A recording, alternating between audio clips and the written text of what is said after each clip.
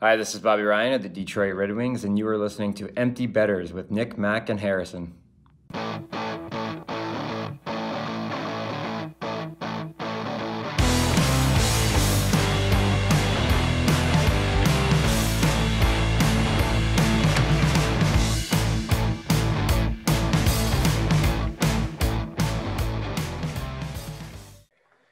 Good morning, everybody, and welcome back to episode 69, of Empty Betters.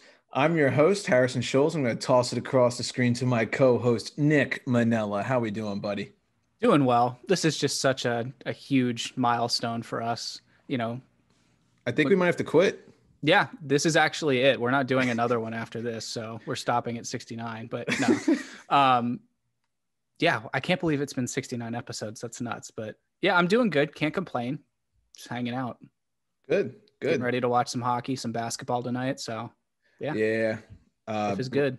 My bracket's already fucked, so I'm just rooting. Oh yeah.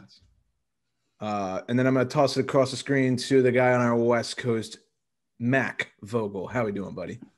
What's going on, fellas? I'm doing well, and yeah, it is pretty interesting that you guys decided to make a podcast just to make 69 episodes and then quit. That was actually the overall purpose right from the get-go, as far as I understand. That's right. Absolutely. They made us fill out like one of those worksheets with like, what are your goals? And that was the only one I wrote down. So.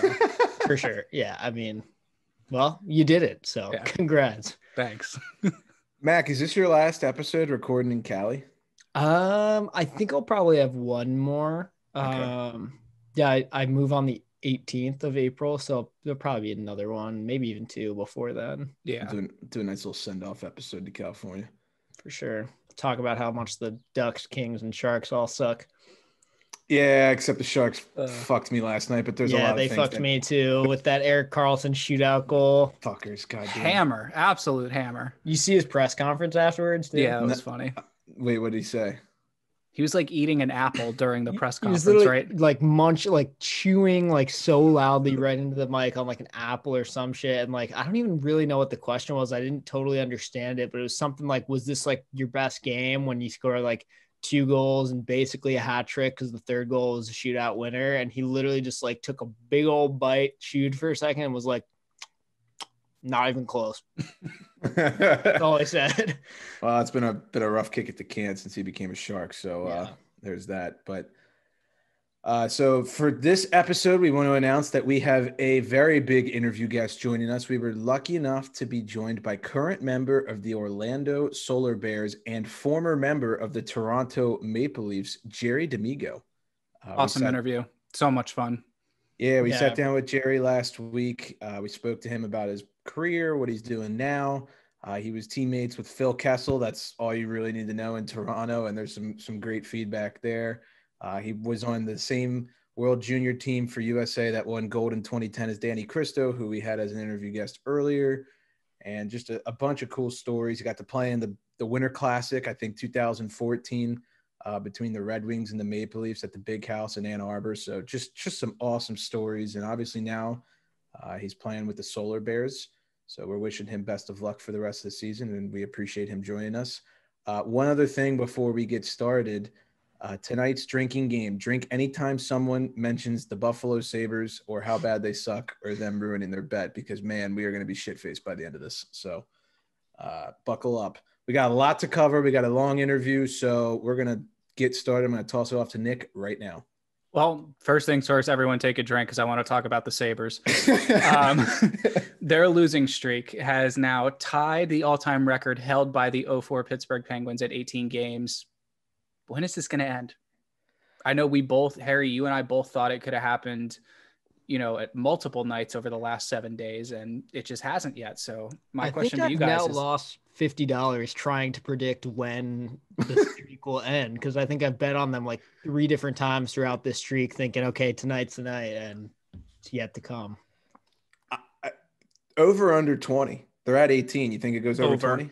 You think over, Mac? At this point, I just have to say I got to look at their schedule, but just in general, I feel like over. Well, they play the Flyers again tomorrow night. And I know that, yeah. Call me stupid. I might bet them again. I'm just. It's the closest they've come in a while was that game last night. Or was that 2 nights ago? It was last night, Okay. and they were up 3-0 going into the third period. And I had them on the money line, and I had them on the alternate puck line where they were plus 500 to win by 2. They were up 3-0. I was counting my money already. I got greedy. I was texting my buddy Cam. I was like, Buffalo, and like all caps. I'm like, we're rolling. Like, I'm gonna hit a plus 500 bet. That would have been an all-time record. And the Sabres sabered, and the Flyers came back, won 4-3 in overtime. They made it look easy too. They did make it look easy. I should have lied bet the Flyers. I thought about it. 40 seconds into overtime, they're just like, oh yeah, hold on 1 sec. The second Dahlin was in the offensive zone in overtime, he was just like draped all over. I think it was Giroux. And I was like, what the fuck are you doing? 2-on-1, boom, sauce pass between the legs, 5-hole. I apologize for the profanity on the Insta story. That just fucking gets me heated. God, they suck. Don't the funniest thing apologize for me that. was like watching the game tying goal when it became 3-3. And I believe that the Sabres had some guys stuck out on the ice that they probably didn't want out there because of an icing call right before it. But I think it's Brendan Montour that's standing in front of the net, and he's literally just like moving his stick around, like trying to like get in the way. He looks like complete idiot out there, just like moving his stick around, trying to like, I don't know, like fuck with them while they have the puck. And like 4 seconds later, it's in the back of the net, right behind his guy. And he's just like, all right, well, I don't know what I was doing. I didn't pay close attention. Dylan Cousins got hurt in the first period. I'm not sure if he returned. Yeah, I don't know if he did either. When it was his shoulder, I think. And when that happened, I was like, ooh. I was thinking at second intermission, should I hedge myself and, go live bet with the Flyers? But obviously I didn't because, that's no fun. So, yeah, the Sabres suck. I will probably bet them tomorrow night, though. Truly. They had a chance to close that out too. Even after they started to give up goals, the empty net they missed. It was empty fucking net. I can't remember who it was. The guy dove. He dove at it and hit it, and it missed the net. And I was like, oh my god, that's a sign from God. We're gonna all get screwed on this. And sure as shit. I will say, once I saw that it became 3-3, I wasn't watching. I was just following on my phone. But once I saw that it became 3-3 and it was going into overtime, even though I also had Sabres money line, I was like, okay, I hope they lose now. I just hope it keeps going because fuck them. I want a chance to win on the adjusted puck line. I know that plus 500 would have been sick, but yeah. That's enough Sabres talk. I feel like we've beat the living piss out of them the last 4 episodes. Pretty much, but I mean, hey, they're really bringing it on themselves. Patty Marleau officially became the second player on the all-time games played list with 1,757 games played. He is now just 10 games behind Mr. Hockey Gordie Howe. This is a pretty significant record that's about to be broken. I mean, behind points and goals, I would say that this is maybe the most impressive record that you could have. He will, in April, become number 1 all-time in games played, so that's pretty freaking cool. Now, that is NHL games played. Gordie Howe did play a ton of WHA games as well. True. But fair point. And I also read that since Marleau was drafted in 1997, he's played in 98.3% of games that he's been eligible to suit up for in the NHL, which is wild. I think he's missed like 20 or something like that. Very impressive. Hats off to him. That's awesome. Yeah. So he should pass Howe if, everything continues to go as it is sometime in April. So definitely keep your eyes open for that one. Our eyes were all opened at the latest controversy in sports surrounding the referees coming out of what was it? It was the Preds, and who else was playing that night? Was it Colorado? I think it was Detroit. I just know it was Nashville and somebody. I think it was Detroit. Anyways, the referee's mic was on. He gets caught saying, where is it? He was like, it wasn't much, but I wanted to get a fucking penalty against Nashville early. In sort of, you use context clues. You know what he was saying. He's like, it wasn't much in the call, but I wanted to get Nashville in the box early. This was picked up on national television. The referee in question, Tim Peel, was fired almost immediately. So not a great look for the official, and not a great look for, sort of refereeing in hockey in general. What did you guys think? I mean, you never want to see that. Obviously, like the NHL has to make an example out of him, but like I mean, this happens like every game, every other game. I mean, we all know how it works. To me, I wasn't like shocked, like, oh my God, this is happening. It was just like, oh man, this guy got caught doing what we all know they all do, basically. Yeah, I mean, at the time that I heard of this, I was like, wow, he's going to get fired, and rightfully so, right? You can't really get caught. But there were a lot of players online who were saying that this was a little bit harsh. And actually, a lot of them liked the way that Tim Peel, quote unquote, managed the game, which I think is something that the league is trying to figure out. How do we go forward with that? Because for those of you who, might be casual fans or not aware, there's kind of this unwritten rule in hockey, like, if you call a soft penalty on one team, you're going to probably call a soft call going the other way to even it up. The makeup call, something we'll get into later. If a team is on a power play, it seems that it's a lot less likely for the shorthanded team to take a penalty to create a 5-on-3. We'll get into that in a little bit, with our favorite guy, Jack Edwards. I don't know. I think it might be a little harsh. I think a suspension would have been fine. I think you could have made an example out of him without totally canning him because, like Max said, this happens every other game. He just so happened to be mic'd up. So. Well, and here's the other thing. Every time a play, like let's think about player suspensions and stuff like that. I know it's totally different, but let's just compare them for 1 sec. A guy in the NHL makes a dirty hit. What do? They look at the hit and they look at his track record. Is he a repeat offender? Blah, blah, blah. What does his career look like in general? Is he some Joe Schmo? Is he a guy that's played in a billion games and he's probably just frustrated, made a bad hit or whatever? I don't know. I would have been okay with the NHL looking at this saying, okay, he's officiated 1,300 NHL regular season games, 90 plus playoff games, couple winter classics, the Olympics. Like, do we need to can this guy or can we give him a stern talking to, suspend him for a couple weeks and move on? I think he was set to retire at the end of the season anyways. And I think that's what they were doing here. I think they were going to go, this sounds really, really bad. It's not a great look for the league. Let's can the guy. He's set to retire anyways. He, hasn't had a blemish in his entire career going back to the 90s. So, because I think if they had tried to defend it and worked around it, it probably would have been a PR nightmare for them. So, unfortunately, that's just a casualty of the situation. Bigger PR nightmare. He releases a book on Amazon. And then all the secrets come out, which is what fans are calling for because we want to know. We're like, let's hear what Have you guys read Carrie Fraser's book? I have not. Oh my God. It's incredible. Like just the stories that like a referee who's been doing it for that long has. Makes me think of the book Ball 4 by Jim Bouton, which is like a tell-all tale of the MLB and what all the players were doing back in those days and stuff. It'd be cool to read.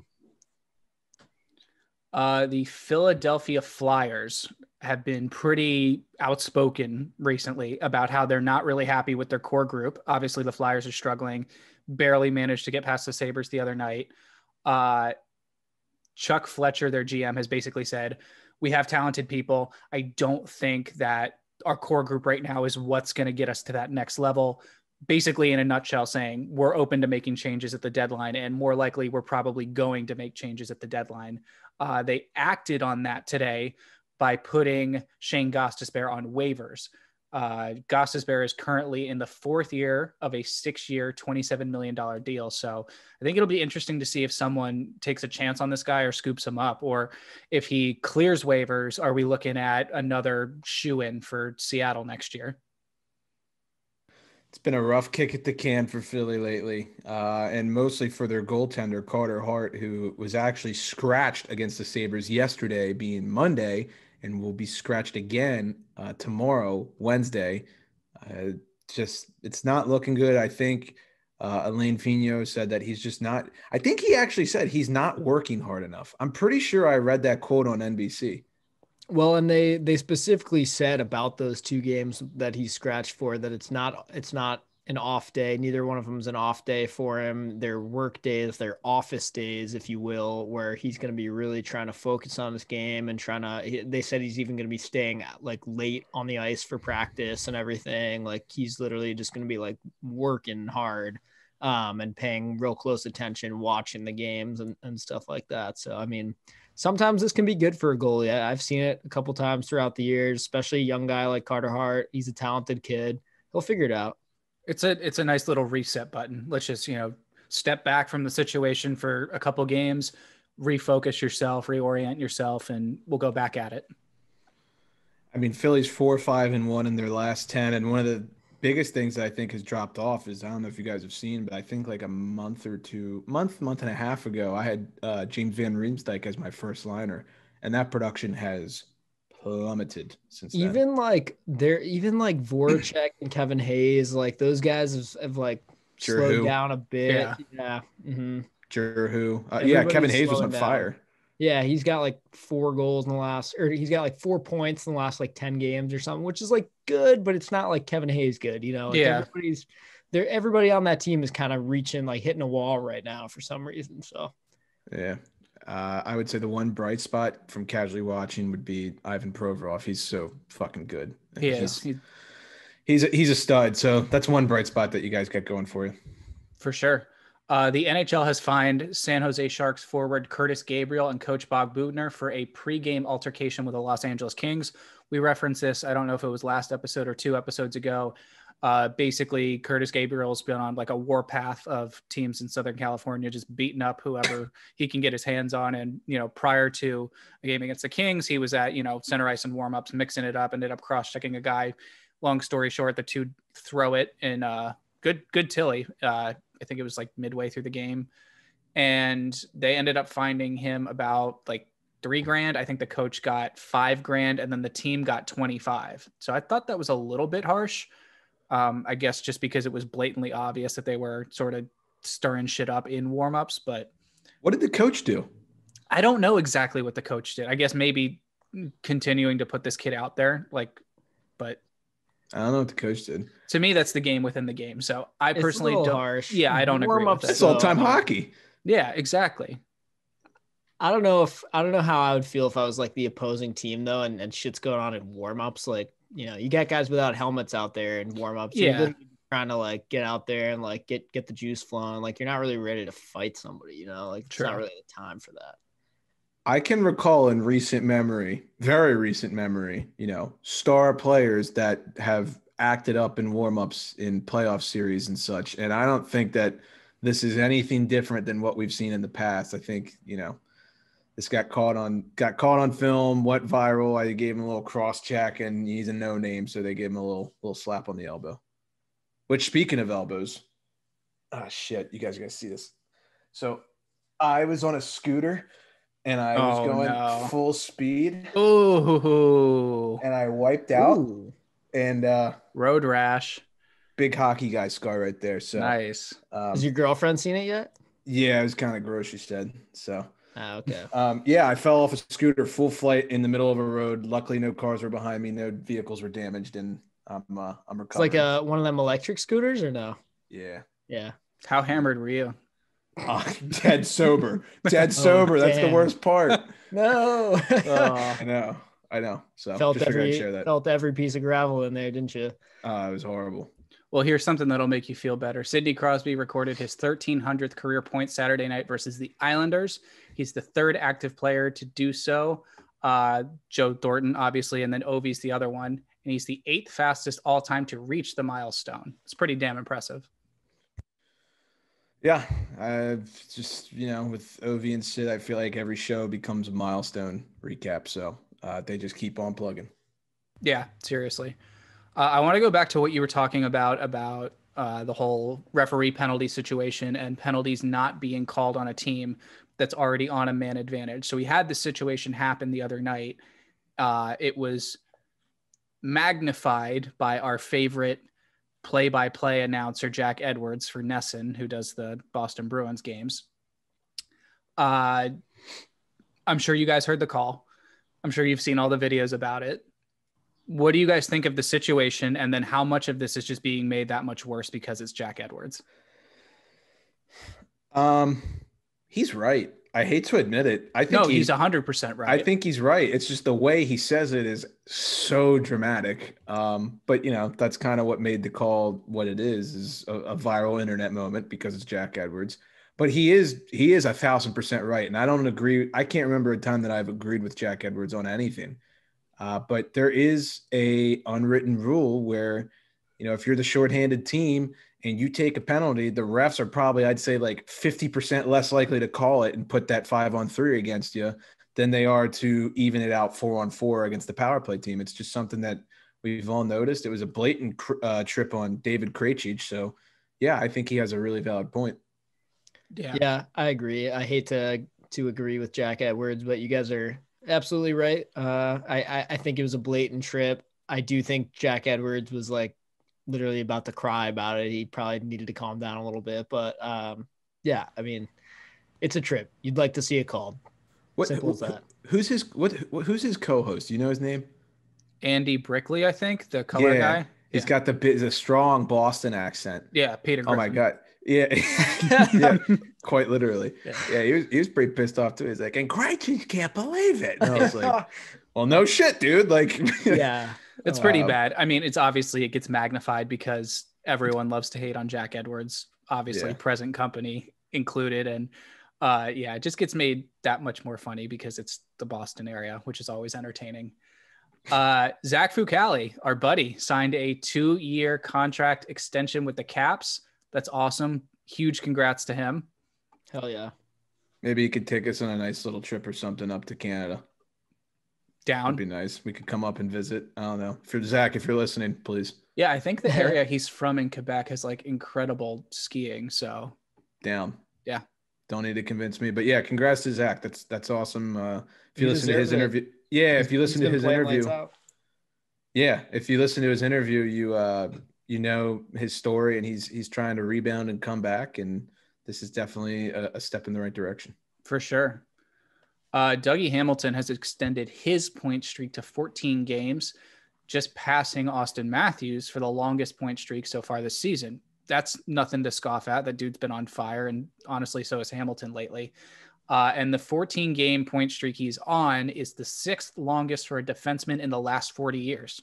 So that's pretty impressive. Yeah. You go, Mac. I was just gonna say it's really good. It's a lot of people don't pay a lot of attention to it. Like I honestly did not know until right now that he was on this point streak. But I have had some reservations about Dougie Hamilton in the past, which I think I have aired on this podcast. But I gotta hand it to him. He's a talented defender, and he's got a great offensive upside too. So. Remember that time he just like didn't defend Ovi in the playoffs? Yeah, that's the main thing I was alluding to. I think a little bit of a bitch sometimes, but that's okay. I saw this on the NHL PR Twitter, and when I saw it, I was like, "What? Like seriously?" And yeah, I mean, he's been having a monster season. Carolina's kind of low key had a monster season. I guess it all makes sense. So yeah, he's got 2 goals, 14 assists, 16 points. Not too shabby. No, not at all. Did you guys catch any of the college hockey that was on this weekend? I did not. I know you did. Yes. Just highlights. And I'm still tired from it because honestly, it kept me up pretty late. So the wildest game was Minnesota Duluth, who's the 2-time defending champs, and North Dakota, who's I think the number 1 overall seed going into the tournament. Duluth's up 2 goals with like 1 minute and 37 seconds left. UND ties it up.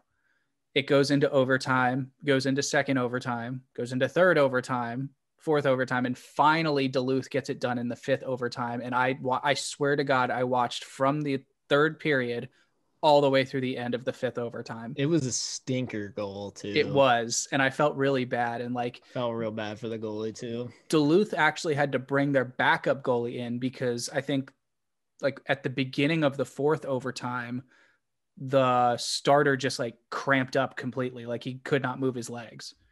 And they just threw the backup in. I thought, North Dakota has this, shoot high, shoot hard, shoot often. But they end up getting it done. And there's 3 teams from Minnesota that are in the Frozen Four. Great hockey moment. I got to add was after that shitty goal goes in and you can tell the goalie was really feeling it. Like, holy shit, I just shit the bed here. His teammates come over and they're like, hey man, like whatever, it is what it is. But the goalie from the opposing team actually came all the way down the ice to talk to his opposite goalie. Yeah. And basically congratulate him for making it that far and say, shake it off, whatever. So that's a good hockey moment. You love to see that. Big time, especially for goalies. It's such a hard job to do. Yeah. Before we move on to trades and injuries, Nick, there's one thing that I saw that you had that I have no idea about. Laville Rocket forward. Oh yeah. I don't know if you guys read about this or not, but basically this kid, Yannick. Yannick Velu. I'm sure I'm butchering the last name. He's had sort of like a rough couple of weeks. He was suspended 2 games for an obscene gesture towards the opponent's bench following a goal he scored. Did he flick him off or jerk him off? I don't want to do the gesture, but it involved something going into someone's mouth. Let's just put it that way. Okay. And so gets a 2-game sussy for that. And then 3 minutes into his first game back, he gets booked for a 4-game sussy for a knee-on-knee hit. So, and both suspensions have occurred in just 11 games. So he's been suspended for 6 of 11 games so far. Legend. So Dang. that's just, that's the stuff that makes you smile. The guy's just completely murdering opponents in the league. So we all played with that one kid growing up who just had the hottest temper and like always to have that last word in, or his dad stares down the bench or something. Yeah, just or like he's the one who's like swiping the glove celly on the ice and like throwing it in the bench's face. This is what reminds me of that. Yeah, good times. Has like a $300 Bauer stick that's gonna break in 2 weeks, and then he'll get another one. Or breaks it over the bench when he gets a bullshit penalty, and then his dad is like, "I'll get you a new one." Yeah. Yep. I miss youth hockey. Damn it. Some trades to get to. Before we do, we just want to let everyone know that Canada did shorten their quarantine window. So now it's not a 14-day quarantine going into Canada. It's a 7-day, which is the same, I believe, for the States. So that's big. Yeah, That's it's really huge big. because it makes trading from US-based teams a lot easier. So I think before they announced that, there was probably a lot of stuff that teams were like, this is off the table because it's just not going to work out. 14 it's days. Not going to help us soon enough. Yeah, I mean that's way too long to have to work. And then after that? Then he still is going to have a little bit of a window where he's got to kind of break into the lineup and everything. So that's huge. Does this just apply to the NHL, or is this like apply to general population? I'm not sure. Because if it's general population, I would. What if they did this to get the cup back to Canada? Oh my god! No, I'm just saying. Like, I don't know if that's true, but well, Canada's being like, right, we need to talk about like the mandatory quarantine coming over the border. They're like, why? And everyone in the boardroom is like, how else are the Leafs going to win the cup? Yeah, exactly. Yeah, exactly. Or the Habs make the playoffs. Hoisted in Edmonton last year. Okay, it's close enough. They were right there for it. So. Yeah, that's the closest the Oilers might get in a while. So yeah. Alexander Volkov was traded to the Ducks from the Lightning on Wednesday of last week. The Lightning will receive forward prospect Antoine Morin and a 7th-round NHL draft pick. Brendan Lemieux. I was actually surprised about this one. Yeah, literally, Mac. Brendan Lemieux was traded from the Rangers to the Kings for a 4th-rounder. I think that's a great pickup for the Kings. Yeah, that's decent. That guy's a prick to play against. Yeah, for sure. Tasmanian Devil. I don't know why the Rangers would shed him. I mean, I was about to say good guy to have late in the playoffs if someone gets hurt, but then I forgot that it's the Kings. So not gonna matter. Eric Stahl was traded from Buffalo to Montreal in exchange for a 3rd and a 5th-rounder, and Buffalo is going to retain 50% of Stahl's contract, and he's got 10 points in 32 games this season, which doesn't sound great, but on the Sabres, I think that's pretty good. This is a trade that I saw and I was like, okay, here we go. Let's get the big names rolling. Yeah. Like this, I felt like was kind of the beginning of like all the stuff first domino to fall. Gonna happen soon. Yes. And I like the move. I think, I mean, if you're Eric Stahl, you get this news, you got to be like, holy shit, buy the champagne. We're going to Montreal. I'm getting the hell out of Buffalo, like getting off this sorry team. Nope. Drink again, I guess. Well, but anyway, yeah, I mean, that's exciting for him. It's exciting for Montreal. I'm excited to see how he's going to fit into that lineup. I honestly think the return's decent for Buffalo too. A 3rd and a 5th. I mean, that's not too shabby for him. It just sucks they have to retain his contract. Yeah. I'm looking at the standings right now. We got Montreal in 4th place. They've only played 31 games. I know they've had a COVID hit here. The Flames are right behind them in 5th place with 35 points. Montreal is 37. But Montreal's played 6 less games than Calgary, wow. I guess, because of this COVID hit. Originally, I was going to say, I don't think this trade does much for the Habs, to be quite honest. I mean, I think it's a good move with what they're trying to do, which is make the playoffs. But I don't think that this is going to do anything that'll send them over the top or make them a serious contender. I don't know. If they didn't have 6 games in hand, I'd say that I think the Flames will overtake them, but who knows? Not a bad move. They're just like annoying to play against. And Eric Stahl's a very annoying player, at least in my world. So I think he fits in great there. And I think that's a move that could really shore up their bottom 6. So the Habs are back in action tonight, I believe, for the first time since the COVID outbreak. And I don't know how many players they're going to have that are still on the list or not, but I also don't know when Eric will be done with his quarantine or if he's already done, since it's just 7 days now. But I mean, in this season, it can't hurt to just have extra guys that have played tons of games and know exactly what to do. If you have to tell them, hey, you're suiting up tonight, you know, a guy like Eric Stahl on any given night is going to be ready to go. So, or especially if they make the playoffs. I mean, having him in your locker room, it's got to help for something. So yeah, totally. Even if he's 4th line center or whatever, you know? Right. But I mean, just a guy that's played that many playoff games, like you said, that's just invaluable. Has a cup too. Yeah, he does. Some injuries to get to. This one was pretty gruesome. I don't recommend watching it if you're, squeamish or whatever, but Aaron Ekblad is out for the season after being stretchered off with a just brutal leg injury against Dallas on Sunday night. He has undergone surgery and they're estimating that he's going to be out for 12 weeks. So done for the year. Sucks for him, especially because the Cats have been having, I think, a decent season this year. Great season. Yeah. So just you never want to see something like that. But the physics of what happened to his leg, like I watched it maybe a dozen times and I still could not compute how his leg bent that way. No, it reminded me of not nearly as bad, but it reminded me of Kevin Ware, where it's how could somebody's leg be in that shape, in that many different directions? Exactly. Like a square. Yeah. Watched it once, won't watch it again. Exactly. Freddie Anderson is going to be out at least one more week as he continues to recover from a lower body injury. The Leafs head coach Sheldon Keefe told that to Mark Masters of TSN. And then Tristan Jarry is being evaluated for an upper body injury after leaving Monday night's contest against the Islanders in the first period. Harry, what happened? Did he get rung up high? I don't even really know. I was watching the game, but I was kind of on and off on my phone and checking the goddamn Sabres drink score. And yeah, he left after the first period. DeSmith finished the game. They closed the game out 2-1, which was nice, but this is definitely not good for us. He's been playing lights out. So is DeSmith though. One thing I want to touch on about Toronto, which we'll talk about a little bit more after the interview. There's might be a goalie controversy in Toronto. I think we're getting to that point. And when the media looks good. Well, and when the media starts saying that there isn't one, that's usually when there is one. So that's what I'm going to say about that. But we'll get into that a little more after the interview with Jerry. So you guys got anything else to add for news, injuries, updates? Nope. All good. All righty. Before we get to the interview, we just want to let you know that this interview with Jerry is brought to you by Brackish Life. Let's take a minute to talk about Brackish Life. If you're like us and grew up on the water and outdoors, then Brackish Life is perfect for you.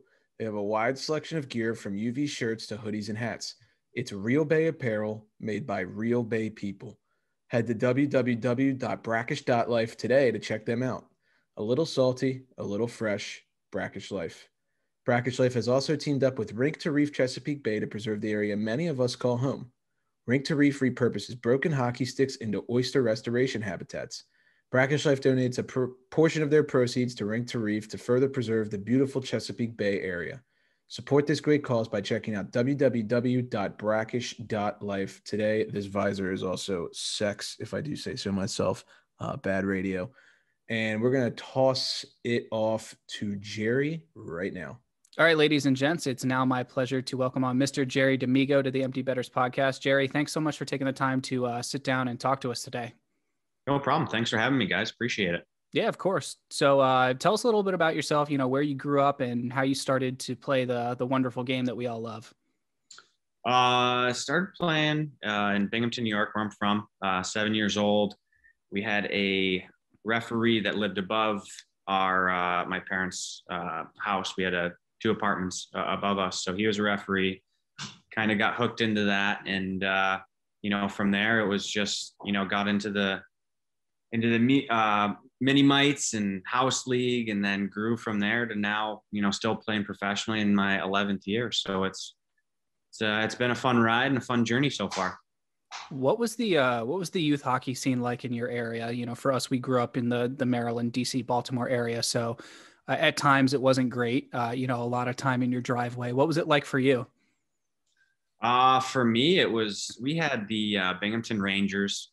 So the AHL team, we had the Binghamton Icemen. So we always had a hockey team there, or a professional team for me to look up to and go to the games and get that excitement. Never grew up on playing roller hockey in the streets and like in Wayne's World, they're doing that stuff. I wish that was the case. Less a recycling bin and a roller ball or roller puck, and that was the end of it. And I kept on asking my dad for rollerblades, and it kept on growing to net and so on and so forth. Sure. Relatable. When you were growing up, was there a favorite team you had? Were you a Rangers fan? Did you have a favorite player that you looked up to? I was more or less a Rangers fan. And then once the Binghamton Senators came along, I was a huge, Jason Spezza fan. So, those were my 2 teams. And then, I always had a thing for following, players that I loved. So it was never like never really a team. It was more, Zach Parise when he was with the Devils, I followed the Devils. Mark Messier was with the Rangers, obviously. Like just guys like that I would follow and whatever team they went to. And now you see it, with every team or whatever, guys are switching teams like crazy. So it's hard for me at least to stick with, one team when, I like to follow players because, that's who I look up to really. Mm-hmm. Sure. What was the, you sort of, as you progressed, transition into high school, what was your high school hockey scene like? Minimal. Yeah, we had like club teams. Okay. So it was more or less like just terrible hockey, not to be rude about it. Our thing was really in juniors. We had a junior, C, B, and then turned into a junior A team. So that was really, what I went through. Never had the chance to have what some of these guys have with high school hockey in Minnesota, or, even in some states, I know they have good high school hockey teams. But for me, it was just, the normal Bantams, and then went to juniors, moved up, and then the U.S. program. So I never really got to experience that. At what point did you sort of start to realize like, hey, I'm pretty good at this. There's a chance I could, play at a super high level? The realization I think happened when I got the invite for the U.S., under 40 camp and then made that team. I always had hints of, moving up, playing juniors when I was 14, junior A when I was 15, and just things like that were hints that I was getting somewhere. And then having, the realization of, you're competing against the best kids in your age group at the under 40 camp, and then making that team, you're one of the top 91s, at the age of 17. And then, that kind of just exploded to, this is real. You got to quit, every other sport that you're playing and focus on hockey, which I didn't mind at all. I loved hockey and loved everything about it. What were the other sports in that rotation? I played everything. My dad was a basketball, football, baseball. Hockey was out of the question because it was so much money. I had to beg him to play. So for me, I love football, but came into hating it at the same time because it ran into hockey. So then it was just hockey and baseball. And then once I moved to Ann Arbor to play for the U.S. program, it was just hockey and had to give that up. But, I still play softball in the summers now. So it's nice to pick that back up. We've had some guests on previously that have played in that United States development program that you're mentioning, and we've never really gone in depth about it. So I kind of want to take the chance to ask you, like, what is that experience like? I mean, it's based on what you told us about your background. I'm assuming nobody from your area like went with you. Did you know anybody? What's that whole scene about? I went in blind, not knowing, much of anything. So a very nervous 16-year-old, going to live with billet parents, never lived with anybody but my family. You're going to school with all these guys, which was great. For me, I always yearned to practice every day, to work out, to do that stuff. So basically I had, 5 days a week on the ice after school, workouts after, games on the weekend. It was perfect, almost the ideal situation. And then you learn as you go, you make new friends and you got your teammates to rely on. And it was great. The coaching staff, the medic, like we never had a trainer in juniors. It was just kind of like an ER guy or a doctor of a friend that just like came by the game and was like, hey, if somebody gets some stitches, like I'll send you to the hospital or something, or maybe stitch you up. But just things like minimal things like that, having, an ice machine for injuries or a stim machine, like or weights in a weight room that we can go to besides going to a place where, everybody's there and you got to wait to get on the bench press or the squat rack. So those are the cool things that I liked, as a young kid. Were you guys all like billeted in the same area? So you all went to like the same high school, or was it sort of, over, like 2 or 3, 4 high schools or something like that? So they had 2 high schools the year before, and then they transferred everybody to Pioneer High School, which is right across from the Big House, Michigan's stadium. So we had pretty much everybody there except for 2 guys. So we all lived there. The housing everybody was within like a 20-minute radius. Okay. We lived in a golf course, or our family had a house on a golf course. So that was nice. There was about 6 other guys that lived in that, area. And then, other guys were just scattered, wherever families would take them. I want to move to a different part of your career real quick. When you got recruited by RPI, tell us about that experience. We're always curious to hear about how the guys who go on to college, what their recruitment process is like, what your experience was there. A lot of calls, a lot of letters. I think, not a lot of people know that you're getting, if you're and I'm not trying to brag, like if you're not trying to brag, but if you are liked by a lot of schools, mm-hmm. Their assistant coaches are calling, not daily. I know there's rules now, but you can have coaches that call you, 3 or 4 different coaches that call you at night. Jeez. And then you get letters, in the mail. So, it's a weird experience, but it's also great to know that you're wanted by all these schools. Cause at that point I was ready to go to college. I dreamt about it. A lot of these guys were as well. So, basically it was, they saw you on games, they called you, they sent you a letter, just trying to, tell you about the school, tried to set up an official visit. So they almost like were building a relationship with you. And then basically by the end of it, I just built a great relationship with Seth Appert and Jim Montgomery, who were both at RPI. And, for that being so close to home, 2 hours away, and I was already a little homesick kind of being in Ann Arbor, 8 hours away. So it was between them, Notre Dame, and Miami of Ohio. And, I just felt more comfortable with that coaching staff and that being so close where my parents can come to, every home game. Well, you ripped it up. You had a 6 season, basically a point per game. Would you attribute most of that just to like the comfort that you had? You talked about Jim Montgomery being close to your family. Would you say that was the biggest deal, or is there any teammates that kind of helped you out? I think it was going to a program that you were going to play. I was told, and not that it was given to me on a platter, like they said I would have to work for it, but once I went there, they're like, you're going to get an opportunity to play first power play, first penalty kill, first line. No doubt about it.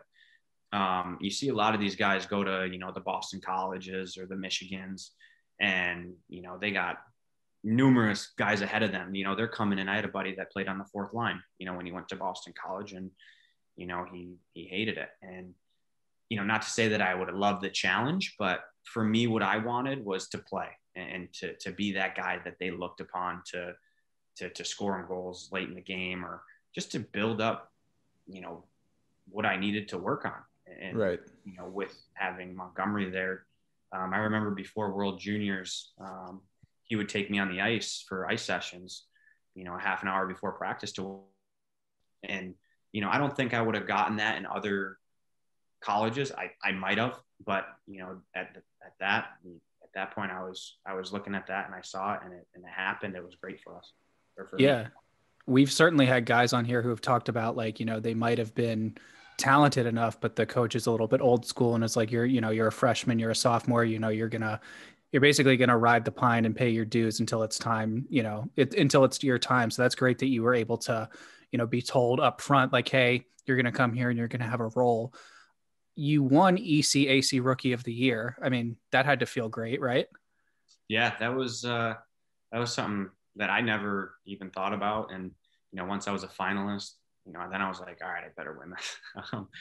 But you know, it was great. It was just, you know, one of the things that solidified that I had a great year. And, you know, then just I was ready for the next year up until, you know, I made the decision to leave and sign with Toronto.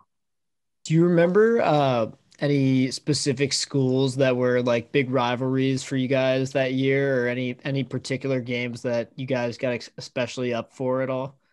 I always loved playing against Cornell. Like, they were always the powerhouse. I know we were, you know, Clarkson was our huge rival, but, you know, those big schools like Cornell. I remember playing against Yale. I got creamed from behind. I think it was like the first or second game we played against them or whatever, and they were all over me. And then I thought I had a concussion, came back on the ice and had, you know, 3 points, and was just shoving in their face. So the only bad thing was that the coach was I don't know if I want to say this, but you can say it. So we were on a face-off, and all these guys were chirping me like, "You're washed up. You're nothing. You're a piece." Can I swear on here? Yes. Oh, absolutely. Yes. Yeah. You're a piece of shit.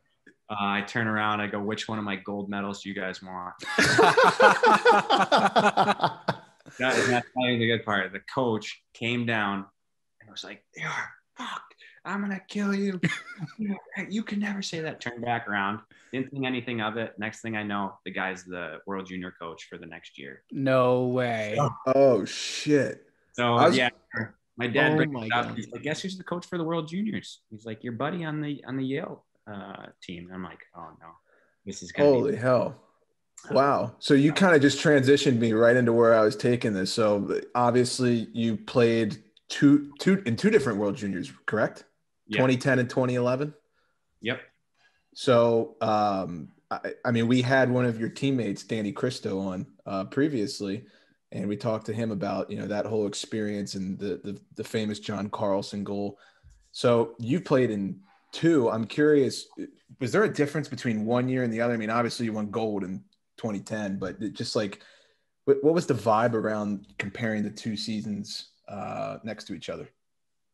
I mean, it was almost expected for us to win the next year, you know, and we never had that before. You know, with Canada, you know, make your best effort to try to win and hope for a silver medal. And I think the goal was always gold, but you're just the powerhouse of Canada. You know, you knew it was going to be a tough battle every single time. And if you met them, it was going to be a toss up, you know, whatever happened, however it was going to go, it could have gone either way. But, you know, for me, I think, what do they call it when you win the Stanley Cup and then you have a terrible year the next year? It's like a hangover. Yeah, they had the World Junior hangover, and I was almost comfortable, just personally myself, comfortable with, you know, hey, I already won this tournament, and I think that kind of held me back from doing as good as I did. But, you know, it was a great 2 years or 2 7-day tournaments that we had, and we won bronze the second one, which, you know, not a lot of people get to say they got, you know, even a medal in that right. for me to have 2 out of there. And a lot of guys, I know Campbell has 3, I think. So Wow. Yeah, it sounds about right. I think so. Him and Zucker, or no idea. I know one of those have 3. So it's I think we trended there to always expand, which is great and why they're doing so well now. I'd love to say we're the starter kit to help them, but that's not it. There's a lot of talent. That I mean, that 2010 year was, it was definitely my first exposure to you and your game. And I remember, I mean, you were just a monster in that tournament. 12 points in 7 games, I think, and then a huge goal and then an apple in the gold medal game too. So so I think certainly for guys like our age, that was definitely the start of where that program is now at that tournament, and obviously the success they've had in this year and in years past. So it's just great to see. Yeah, no, I remember I was looking forward to it, and I'm like, all right, I'm gonna make this team. That was my goal. I was drafted that summer too, and drafted in the 6th round, so I dropped. I thought I was gonna be a 2nd rounder, so I had that motivation that what, screw these guys, they made a mistake. Kadri was on the other side on Canada. He was the 1st rounder. And I'm like, screw this guy. He's my enemy now. We actually became friends, but point in my life, a thing about him, I'm like, this guy, he's going to eat my dust. And it was great that we actually did it.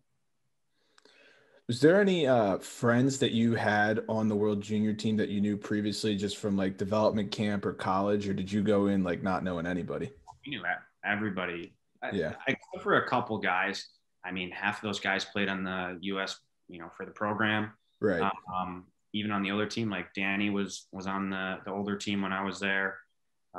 Carlson, I knew I played against him in junior A's. And he was within Washington Nationals. Like all these guys you grew up playing against or playing with. And that was, I think, the good thing about it, because in those tournaments, you need to create a bond with those guys early, because it's such a short tournament. There's so many ups and downs. There's a lot of games. They're hard games, and you want to trust the guy next to you that they're going to do their job. And I think that was the game changer for us, better than any other team, for us to come back after scoring 2 goals to make it 5-5 in the gold medal game. Any team could have folded up and crumbled, and we came back and won in overtime to win. So it's things like that. Even, the Christmas Day game where we lost in a shootout, we used that as motivation. Little things like that, people don't know, but it drove us, and, the team chemistry, we were having fun with it. That was, one of the best times of my life, and how short it was. So, looking back on it, you guys are giving me some nice refreshers on how cool. So it's great. We could probably pepper you with 10 hours of questions about the World Juniors, but for the sake of time, we'll spare you. But I do have to ask one question. Are there any good stories about any celebration after the gold medal? We obviously had Danny on, and he's got the viral YouTube moment of the chant. So I'm curious if you have any recollection of that night. I do. Yeah, we had a great night. We actually they set us up with something, at the hotel. They didn't really want us to go out. And USA Hockey was very strict with their young kids, but we were in Canada. Drinking age was 19. Right. All of us were 19. So a lot of the guys went out to a bar. We saw some of the Sweden guys. We saw some of the Canadian guys. And it was awkward. But we had all the fans. The fans were there, and they're like, screw you guys. But congratulations. They're like, please don't hurt us. And then some of the dads were there. They were buying us drinks. Like it was a great time and a great moment. I remember one of the good memories was afterwards, I took a cab with Markstrom, I think he's on Vancouver now. We swapped sweaters. So I still have the Sweden jacket that he has, because we get all this apparel and you never really wear it afterwards. So I'm like, shit, like let's just swap here. So we swapped hoodies. I got a Sweden hoodie out of it. And I always, every time we played against each other in the AHL, I always, talked to him. And then if he was out, we always had a drink or two together. So it was, those were a couple of cool memories that I remember. That has to be awkward, like bumping into each other, at the bar, obviously, after you've just, played an intense game like that. Was it awkward at first and then everyone sort of like calmed down, or did you guys like avoid each other all night? No, at that point, the game was over, and, you already knew they were hurting.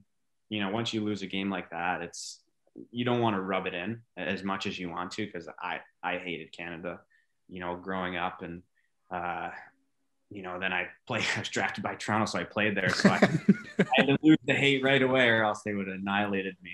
But and then, not to say I hate Canada, like I love Canada.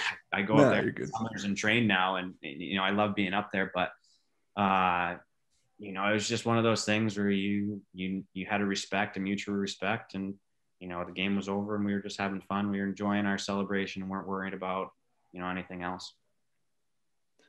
I'm gonna take you gotta talk about your draft experience, obviously. So we're gonna go right into that. So shortly after there, round 6, 158th overall by the Toronto Maple Leafs. I mean, is short of maybe like Montreal, you could argue, like that's just the biggest ticket that you can get as far as the big name franchises. Talk about your draft experience and what went down.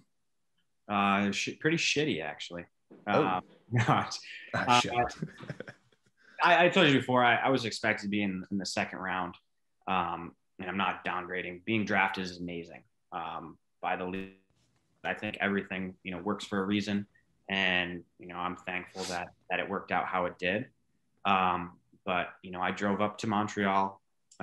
Even before that, I went to the combine and I mentioned that I had a back problem, which was like I just heard it in the U18 thing. So I didn't do any of the testing, and all these teams are asking me in interviews, what's going on with your back? And I'm like, I mean, nothing, and all those interviews are terrible. You're sweating your nuts off and, trying to make answers to all these GMs and trying not to make a fool of yourself. So I was in the draft, drove up there with my family. Even had like a meeting with a couple teams before that Thursday before Friday, saying, oh, if you're available we're going to take you in the second round. If you're in the third round, we're going to take you. So you already have this idea of like, okay, second or third round, it's going to happen. First round or second round goes by, nothing. Third round, nothing.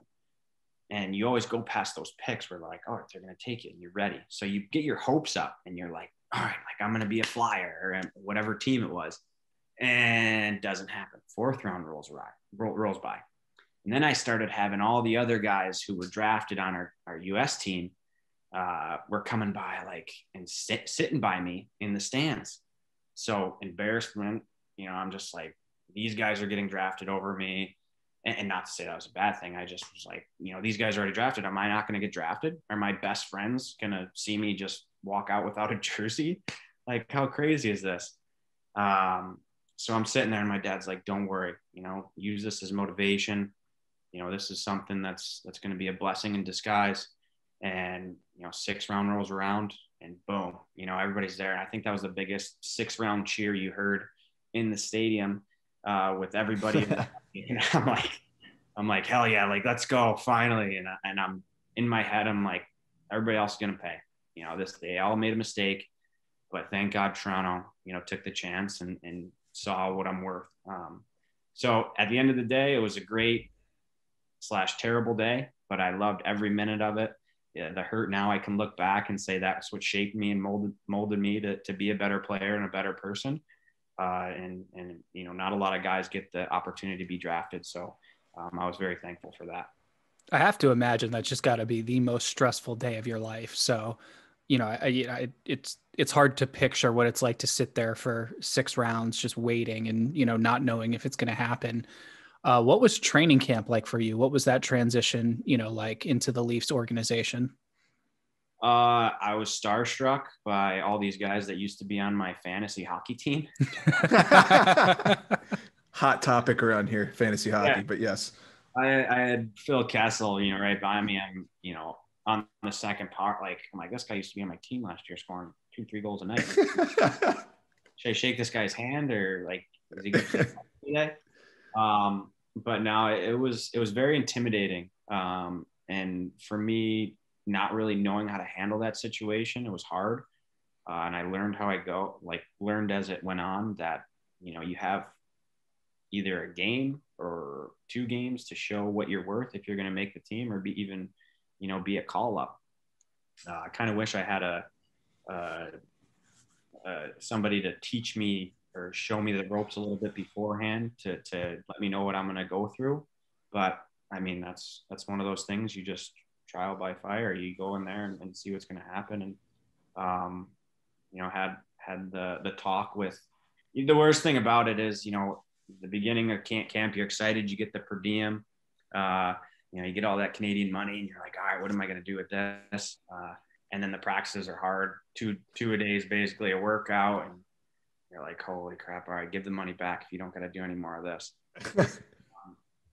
And then the worst part about it was sitting and waiting for when you're going to get cut. We had this one guy, Reed Mitchell, who would just walk around and you're just putting your head down, hoping they're not going to come down and say, hey, listen, Ron Wilson wants to come see you. That was the cut. You knew you're out the door, but you just got sent to the Marlies, so it wasn't that bad. But it was great. It was nerve wracking. I love to be around, guys that I idolize kind of, and to be at the top of the food chain. Well, your first season after training camp, just looking at your elite prospects page, you go to the Marlies, and then afterwards you go to Kitchener, where I believe, correct me if I'm wrong, I believe you played with Gabe Landeskog there. Am I correct in that? Yes, you are. Is there what was he like as a young guy? And also, can you talk about that particular season for you? Well, for Gabe was a great guy. He's not even Swedish. He's American, I think. He's lived in the U.S. for a while now. You wouldn't think he's Swedish, but right. Great guy to play with. We had a great team that year. It was something fun, but it was a weird dynamic for myself because I was playing with the Marlies, thinking I was going to be with the Marlies the whole year, and I'm driving on my way back from All-Star break, and my agent calls me and he says, "Hey, listen, Jerry, they're going to send you to Kitchener." And I'm like, "What? I'm in the AHL. They can't do that. That's legal." No, they can, and they're going to do it. So I'm sitting there thinking, man, I left college to play for the Leafs or the Marlies. Now I'm going down. What's going on? And I talked. Dallas Eakin was our coach then, and he brought me in the office. He's like, "Hey, Jerry, this isn't a bad thing. We see our season here as you not, progressing anymore, and they weren't going to make playoffs with the Marlies." And he said, "You had a great opportunity there to play with a good group of guys. They're going to be in playoffs. You're going to play a lot of games. You're going to play a lot of minutes. It'll be really good for you, and then come back next year even stronger." So went there. Didn't think I was going to like it and loved it. I still go back there. My builds, I still go back and visit them. It was great to play there with their fan base. They sold out every night. I still am friends with some of the guys on the team. It was a great experience. And to play with Gabe, we played on the line, I think, for a cup of coffee, and then I got out of there. But it was a fun time for me and something I didn't expect. And it was another one of those moments where you're like, this isn't a good thing for me, but it turns out it helped me so much. And that next year for the Marlies, I came out with a vengeance, saying, they're never going to send me in. Well, they couldn't send me to Kitchener anyways, but that's never going to happen to me again. So it definitely helped me in a positive way. And, I'm very thankful for that as well. Yeah, you absolutely torched it in Kitchener. You had 28 points in 21 games played. And then, like you said, you came back the next season, had a really good stint with the Marlies. 2 seasons, actually, that were really good with the Marlies. And then I'm going to fast forward just for the sake of time. But obviously in the 2013-2014 season, you get the call up to Toronto. So I'm curious. I'm sure you can recall where you were, how the phone call was. I'm curious to hear your experience on that. So we were getting ready to go to, I think, Cleveland. And by this point, I was, I think, 3 years in the A. So I'm like, all right, a call up is never going to happen. I'm a lifer in the AHL. My dream, I came up so short. And you never really know what GMs are thinking, whether hey, this guy's playing well, I think we're going to call him up, or, we're going to give this guy a shot here next week, or when somebody's injured, whatever happens. It's all in their hands and based on injuries or whether you're playing well or not. So I was in that state of mind, ready to go on a road trip. Coach calls me in. I'm like, oh shit, what's going on? What'd I do? Something happened I didn't know about, but brings me in. All the coaches there. I'm like, oh boy, I'm really in trouble. And then they're like, Jerry, we just want to sit here and congratulate you that, you're getting a call up and playing against Dallas tomorrow night. And I'm like, I want to say, shut the fuck up. No. I said, no. I was like, guys, no, really? And they're like, yeah, Jerry, congratulations. Shook my hand. In awe, couldn't even speak. And they're just telling me what I got to do. And in my head, I'm just like, no way this is happening. Right afterwards, they're like, all right, keep it a secret. Tell your family. So I called them right away. And I'm like, all right, like, let's go. And then played my first game. And I don't even remember. I think it went by in like the blink of an eye. You won 3-2, if that helps. Dude, that was a good thing. And, you know, it was a great feeling because even once I got into this is a funny story that my first game came in nice suit, looking good. You're supposed to have a key card to get into the locker room. So you know how they do now where they have the camera on you when you walk in the building, get everybody in their suits. So I'm walking by looking cool. Try to get in the door. It's locked. And I'm like looking around like an idiot. Like, is this guy even on the team? Like, is he a water boy? Like, why is he wearing a suit? Next thing you know, I'm on TSN and they're like, well, this guy, Jerry Amigo, had his first NHL game, but couldn't even get in the locker room before the game. Oh my God. I was like, oh, this is great. I had a great laugh about it. The boys were chirping me and it was something cool that, you know, I was a guy that got chirped on TSN. So That's kind of funny. I got my key card the next day though. So that was a plus. There you go. Do you have a recollection of scoring that goal for the Leafs that year? I do. Your first NHL goal. So that game was crazy in itself because a lot of injuries were happening. So I was on the fourth line, you know, playing my role, playing with Colton Orr and Fraser McLaren. You know, those guys were just, you know, best tough guys ever to have on your line. Yeah. So you're playing, you know, 4 to 5, 6 minutes a night. And that day, Dave Clarkson wasn't playing. So I'm kind of going in warm-ups, didn't know I was up to the next line. So Carlisle reads the lineup. He's like, all right, we got starting for them is, I think it was Hossa, Taves, somebody else, and Keith and Seabrook. And I'm like, oh, well. And then they're starting Kuhlman, Jay McClellan, and D'Amigo. And I just was like, starts like, no, what? I got to start, and I'm on the third line. Like they were the shutdown line. So I'm sitting there. I'm going to be -4 coming in with my first opportunity that they're going to give me, and I'm going to shit the bed and get 5 goals scored on us, and I'm going to be sent down to the Marlies. But turns out, like, had one of the best games ever, and play like I don't know what happened. I just must have focused or ate my Wheaties that morning, and it was a great day. But you know, then scoring the goal, who can say they had a one-handed, you know, goal for their first goal in the NHL? And the ref actually came over to me. And also, I almost fell on my celly. So that was brutal. But the ref came over me in the intermission. He's like, hey, congratulations. But just to let you know, I almost blew the whistle because I couldn't see the puck. And I was like, if you would have blown the whistle, you would have been great. You know, I don't know how that's my only NHL goal. So you would have taken that away. I would have had 0 on the board all my career. But yeah, it was great. You know, I still have the puck framed. I look at it. It gives me a little smile every now and then. And that's awesome. It was a great time, a great thing for me. You got one of the coolest experiences ever that season, in my opinion. And what I would probably argue is the best Winter Classic that there's been. I mean, you got to play at the Big House in Ann Arbor, you know, original 6 matchup. It was literally out of a movie with the snow and the scene and the biggest crowd ever at an NHL game.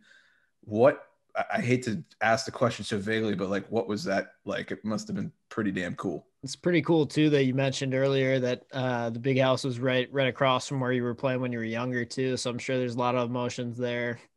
Yeah, we to tell you on that, like that was the best time of my life. You know, playing back in the day, you'd play on ponds, and when it's snowing a little bit there, it was perfect. It was snowing, maybe a little too much, but you know, the crowd, 110,000, like you said, right across from, you know, where I used to go to high school at the program. People I know were in the stands. It was the most perfect thing ever. And, you know, we got the win. But before that, it was a little nerve-wracking because, like I said, it was snowing, but it was snowing bad. So before the game, we had you have two buses. One leaves early and one leaves a little later for guys who don't want to get there too early. So I was on the later bus, and we got caught in just traffic, snow. So we showed up like 30 minutes before warmups.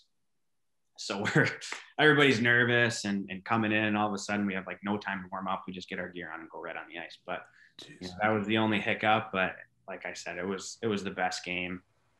As many, I think I played like 6.5 minutes, but it was the best 6.5 minutes I could ever play. To have that, to put the, eye black on your cheeks, and just to be in that whole environment. Like it was just a fun time. We had a great time, and to look to the guy next to you and just be like, this is the coolest thing ever. Like that's cool to say, especially, when you're playing the game you love, and it's just really cool. Was it hard to focus during that? Like I imagine, like let's say you're in an NHL arena that holds about 20,000, and then you look up and that's now 5 times bigger. Like is that like really disorienting, or what was that like? I loved it. I was looking in the crowds trying to see if I could see people I knew, but they were too far. I need like some binoculars. But it wasn't really a distraction. It was more just joy. Like you're sitting there. I remember in warmups, I was stretching out, just looking around, and you're just like, wow, like this has to be a dream. Yeah. And it was great. The only side effect to that was there's too much snow. The snow people came out every like second shift, and you're like, all right, there's nothing. It's just like the guys this year with the melting ice. Yeah. You have your problems, but they're pretty good. They're always good with getting that quickly, so we can go back to have a chance to not have a pound of ice on your stick with the puck on it too. So that was cool. I mean, obviously, like you just mentioned, different circumstances. This year's Winter Classic, where the sun became a huge issue, and then obviously when you played, there was a shit ton of snow. So I'm wondering, if you can, snow aside, like how much different is like the ice itself or the conditions when you're versus playing inside? Obviously, I know 3 feet of snow is going to impact that, but was it like, oh, the boards don't bounce as much, or is there any like, ticky tacky stuff that might throw you off? Tell you what, I wasn't even really focused on that. It's okay. Like I said, I was just in the moment. There could have been 10 pounds of snow on the ice. I would have been like, screw it, I'm still here. Yeah. And having a great time. Nothing really shot out to us. Maybe the boards were not as the same, or the ice wasn't as good, or maybe it was even better. But I to be brutally honest, I couldn't even tell you, because I was just in the moment. Nothing could have brought me down. Well, maybe a loss would have, but or a stick to the face. But other than that, it was all good. What were some of the characters in that Maple Leaf locker room? Like you mentioned Phil Kessel, who we all know Phil's a little bit of an interesting guy. And then guys like Colton Orr, who are just, terrifying. And then guys like Dion Phaneuf, who are equally as terrifying. What were those guys like? Funny, hilarious. Dion and Phil would like to have a battle every now and then. Just to hear those guys chirp at each other was entertainment in itself. And like I said before, I've always grown up idolizing these guys. Colton Orr used to play for the Rangers. Here I'm sitting on a line with them. And this is another thing about Orzy was, I remember he was with the Marlies, and we came on a road trip, and he came on during the plane. Everybody's, you have a suit and a shirt. Usually guys wear like buttons all the way up. With one last, he had 3 buttons off, like 2 change, and he had this ring, like a skull ring with 2 rubies in it, and like I thought this guy was gonna eat me. He was so terrifying. The nicest guy though. Like you talk to this guy, you see these guys, fighters or whatever. Dion, you see him as this guy who big hitter, mean, but they're great human beings. Like Dion took me out to dinner. He treated me with the utmost respect, and I treated him with the utmost respect because he gave that to me. And Orzy the same way. And Phil, is Phil. We got to talk about this, because I'm a huge Penguins fan. I know my family is gonna end up listening to diehard Penguins. What is Phil like? Just the funniest guy, or is he like weird? Like I gotta know. I don't know. He's just like, that's how he's just Phil. Like, hey, come on, Randy, or hey, come on, like just he always said A, like way too much to try to be Canadian. I don't know, but that was just how he was. And the fact is, he was so good, it didn't even matter. Like, you're just like this, hey, go out and score, 2 goals, and you'd be like, oh, I don't know how he does it with that body, but he just does. Wait, I'm pretty sure I remember this correctly. Did you guys get one of those HBO 24/7 features leading up? So were you like in it at all? Like, is there a portion where they like talk to you? Oh yeah, I got stuck with we played the credit card game. And no. Okay. So I got in there a couple of times, like for the goal. They got that on there. They got me like talking about Pioneer High School being so close to there. Mm-hmm. And then they got that. The funny thing about that story is, there's 7 of us in like this nice room. They got the cameras on us eating. And meanwhile, like Phil, Dion, and like 2 other guys are having Bozak and another guy were having dinner outside, just like watching us like, screw you guys. You had to be there. And I didn't mind it. I was trying to get as much TV time as I could. For sure. Yeah. So, hey, if I had to pay a $700 bill for dinner, that was fine with me. But I was pretty pissed that they didn't pick up the tab outside because they were having $1 million more than me. So yeah, I'm still waiting for that check back from them whenever they want to get it. That'll be great. That's funny. Last question about Toronto, Carlisle. I've heard great stories. What's he all about? So he never really talked to the young guys or the call-ups unless you got his respect or you were one of the Kessels or the Bozaks. I was so intimidated by the guy. I just was hoping he didn't bench me. So I always was, yes sir, no sir, never talk back. And, it was just one of those things where I think the most he's ever said to me was, Jerry, you going out next? Or, yeah. Meanwhile, Phil like chirped him, right? Like I saw that in that 24/7 feature. They chirp each other. Phil had a weird relationship. Yeah.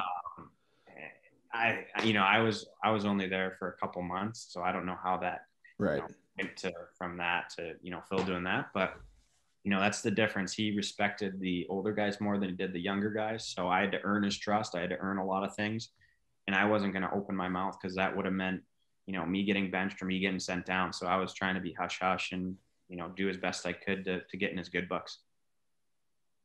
Sorry, I don't got any good stories about him. But... No, you're all good. No, Mac, good. you got a question? Well, I was just gonna talk about kind of the move to Springfield and Buffalo and Rochester and sort of that whole different system and how was that compared to your time with a Canadian NHL team? I know obviously Buffalo is about as close as it can get to Canada without being in Canada, but what was the differences between those 2 squads for you? Well, Columbus was a short stint for me. Didn't really have a good outing there. But it was good that, I went to, a team that was a New York team. Always wanted to play for a New York team. And I went to actually the AHL coach was Chad Cassidy, who was my U.S. Assistant coach in the national team. So I was in a good situation. There's a lot of differences between Toronto and Buffalo. I love Toronto. I was there for 4 or 5 years and it was the best time of my life. And I'm not really big on change, but I think that change was for good. And, I had a good time up there. My whole thing is meeting guys that, I've idolized, or dreamed about being like, I remember, just being in a locker room with some of these guys and saying like, hey, like what's his name? Rochester guy, Brian Gianto was on that team. No, Gianto was in there. And, I'm like, this guy was a New York boy, just like me. So I liked it. I love being, anytime you're in the NHL, it's a great thing. It's just, there's 2 different organizations. One's the media is crazy in Toronto. And then in Buffalo, it's not so crazy.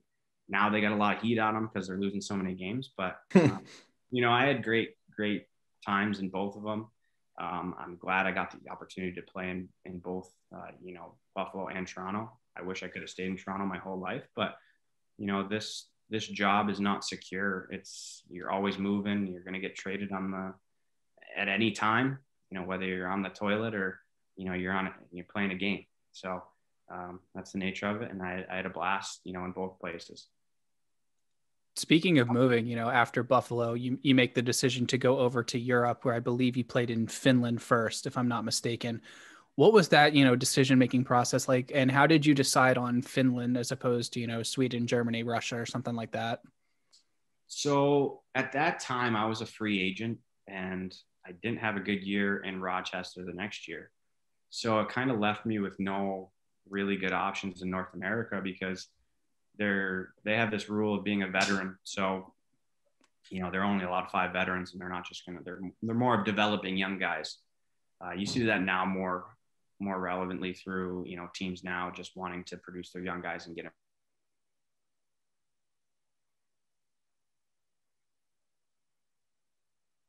them to guide you, you know, to being a good pro. So from then, you know, my agent said, listen, there's not a lot of offers in the AHL. I got a great offer for you in Finland. You know, you go there, you have a good year, good things can happen. And I was just like, you know what? Okay, let's see what Finland has to offer. And I was like, all right, let's go. Went to the darkest, coldest place and what's going on? But that's not a chirp. It's just that's how their country is. I had a great time. At a great year of hockey there. I was exposed to, you know, many things I would have never done, you know, going in a sauna and then plunging into a frozen lake. Who would do that? You know, only crazy people, but I did it. But that's just some of those things. You learn your different cultures and, you know, you get to travel the world. And I went to Finland, had a great year and spent the next year in Finland. And, you know, it was a great time. I've, you know, I was a swimmer growing up as well. And I've had that experience before of doing the sauna lake thing, and it's not fun, but it's kind of exhilarating at the same time. You lit it up, you know, another one of these leagues where you just go in and your first year, you sort of light it up. You had 33 points in 48 regular season games. You did play for 2 clubs in Finland in 2 years. Which one did you have like a better experience in one, or were they just sort of, you know, equally as good and just different? They were different. The next year I got injured. Okay.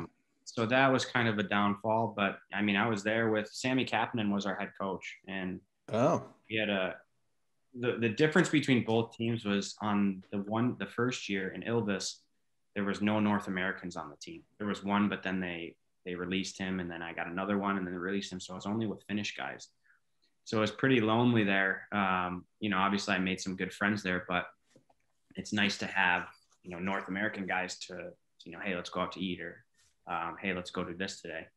But there really is nothing to do besides walk or go to the But, you know, the next year I was with Ryan Wilson and Matthew Meoni. So those guys were there, and that was a little bit better where, you know, I got to experience, you know, a couple more things to do besides, you know, just sitting in the room making dinners, having Sunday football, you know, getting red zone on and making some football snacks. So it was, you know, 2 different places. You know, obviously I liked where you're being more successful and having a good hockey season, but, you know, hockey is all about, you know, a couple things more than just being good at hockey. It's about building relationships, making friends, having lasting friendships. And, you know, I can go back there and hang out with people I've met and they'll take me in to their home like, you know, I was one of their family. So that's the thing. It's a little bigger than hockey than, you know, a lot of people think. We're all human at the end of it. And, you know, we create these relationships and have these experiences to enjoy life and to make impacts on people. So I really enjoyed, you know, having that experience there. Yeah, well said. I mean, did you make any NFL fans out of some Finnish guys? Yeah. So we always invited like one new guy, or everybody would hear about what we were doing. And they're like, hey, Jerry, can I come? I'm like, sure. Like just a couple sodas or beers, like whatever, man, like let's go. And we watch it. We watched the Super Bowl. I think it was at 3 or 4 a.m. The one year. So we wow, we got a lot of guys into it. And I know the next year we still were really close, and Wilson was still on the team. He said they had a fantasy draft and he said they were all terrible. He just ran show. And that's awesome. Yeah, they were all taking quarterbacks the first round. They didn't know. Oh no. So I'm like, man, you got to tell them that's a little bit of a cheating tactic. Yeah, it's taking advantage. Yeah. See Tom Brady take him number one. Yeah, sure. I think that's what happened too. Oh, I don't doubt it. I wasn't kidding. course. And then after 2 seasons in Finland, you go over to Germany.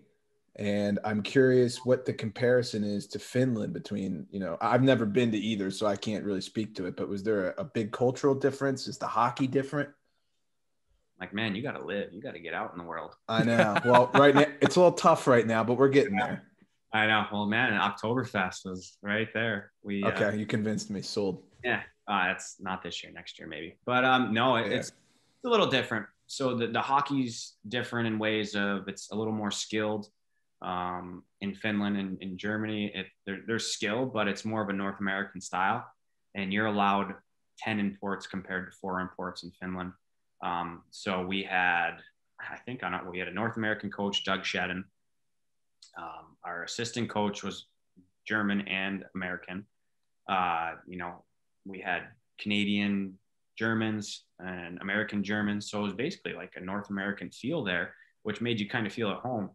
Guys are in, like I said, you search for guys to have good times because, you go to your job, what do you do after your job when you had a hard day at work? You go, hang out, you go have a beer, talk about how terrible your boss is or, how, Joey missed an empty net and cost you the game. So, we had a good time just enjoying, having a great bus rides and things like that, you don't get to experience.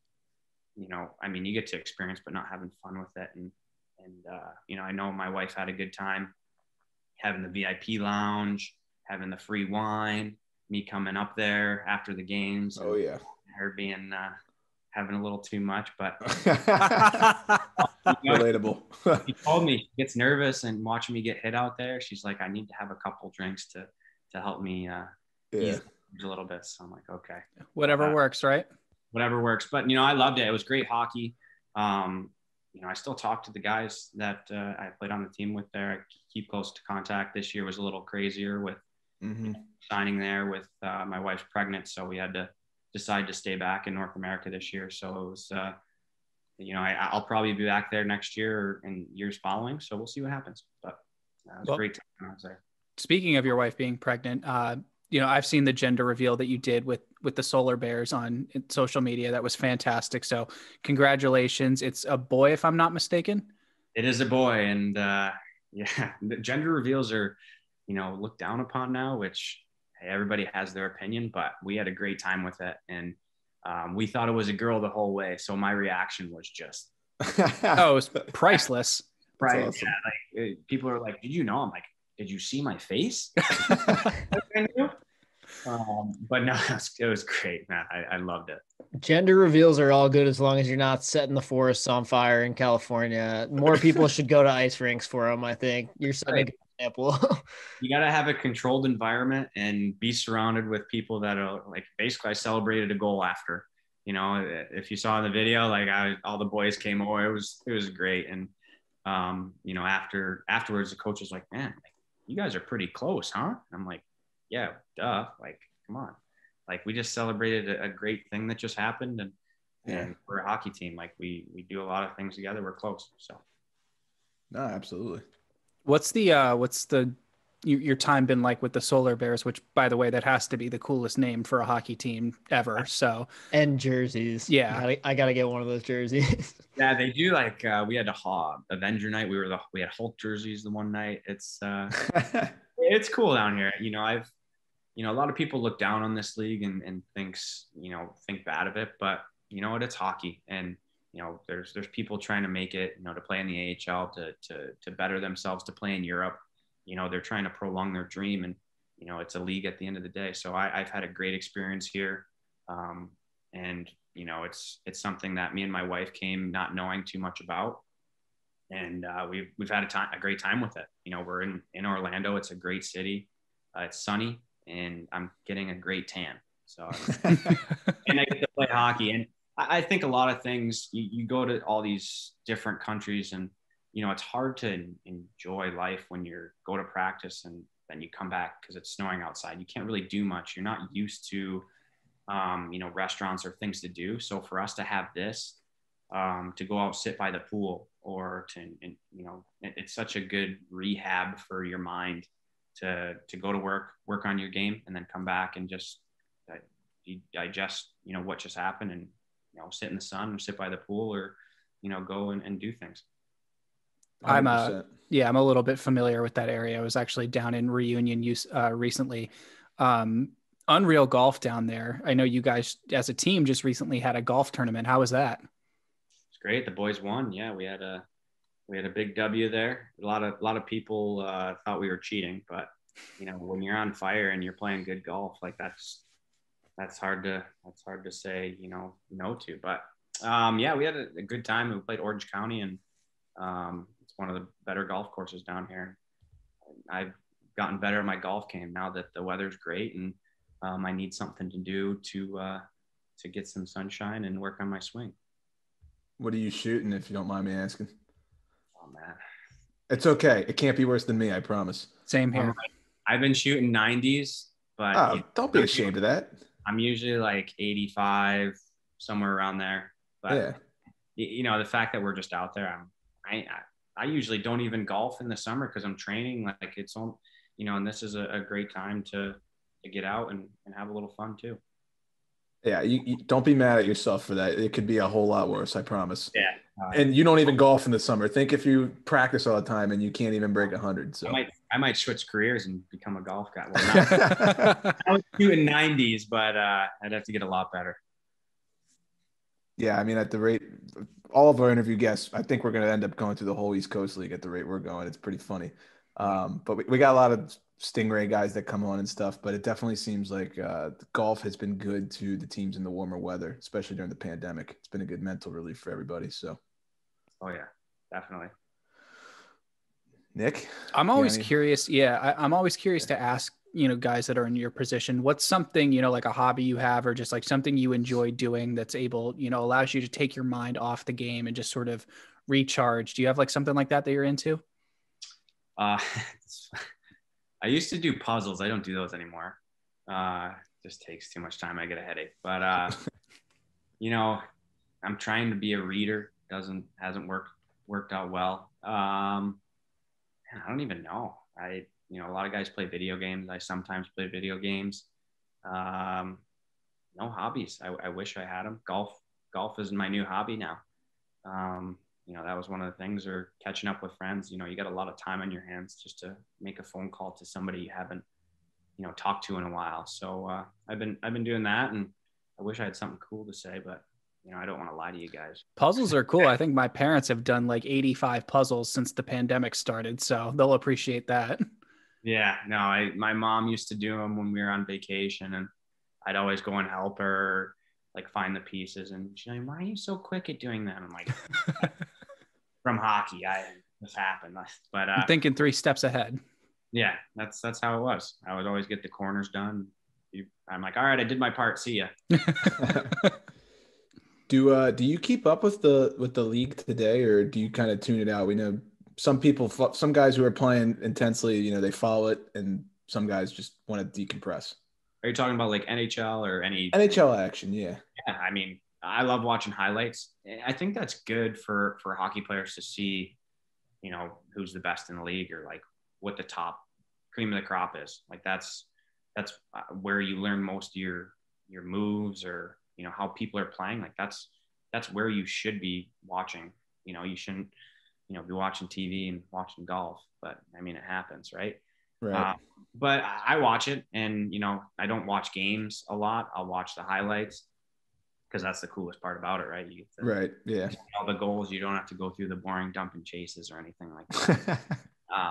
But no, it's fun for me to watch, especially some of these young guys now that they're just tearing it up and making me rethink if I ever want to be back in the NHL. There's no chance of that happening. So screw those guys. But great to watch.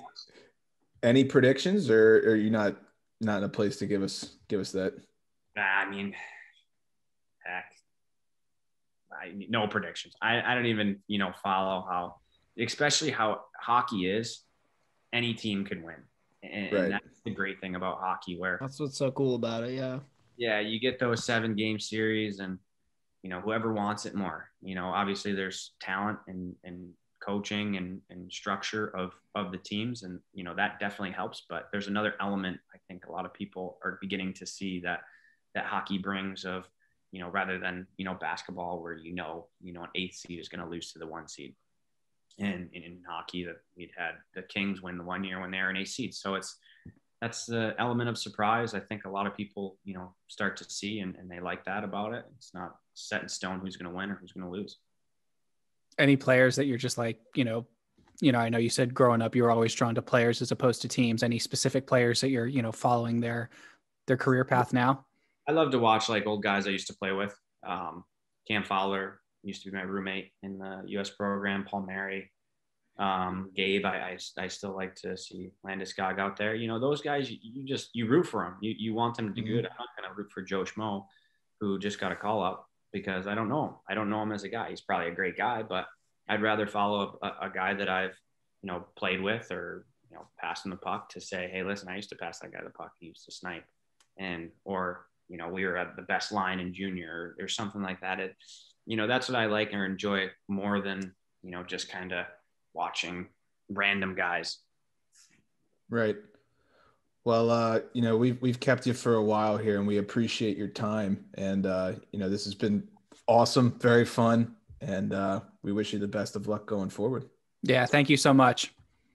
Yeah, no, thank you. This is, it's nice to kind of chat about old memories and to get and talk about it. So I appreciate you guys having me. It was a great time for me.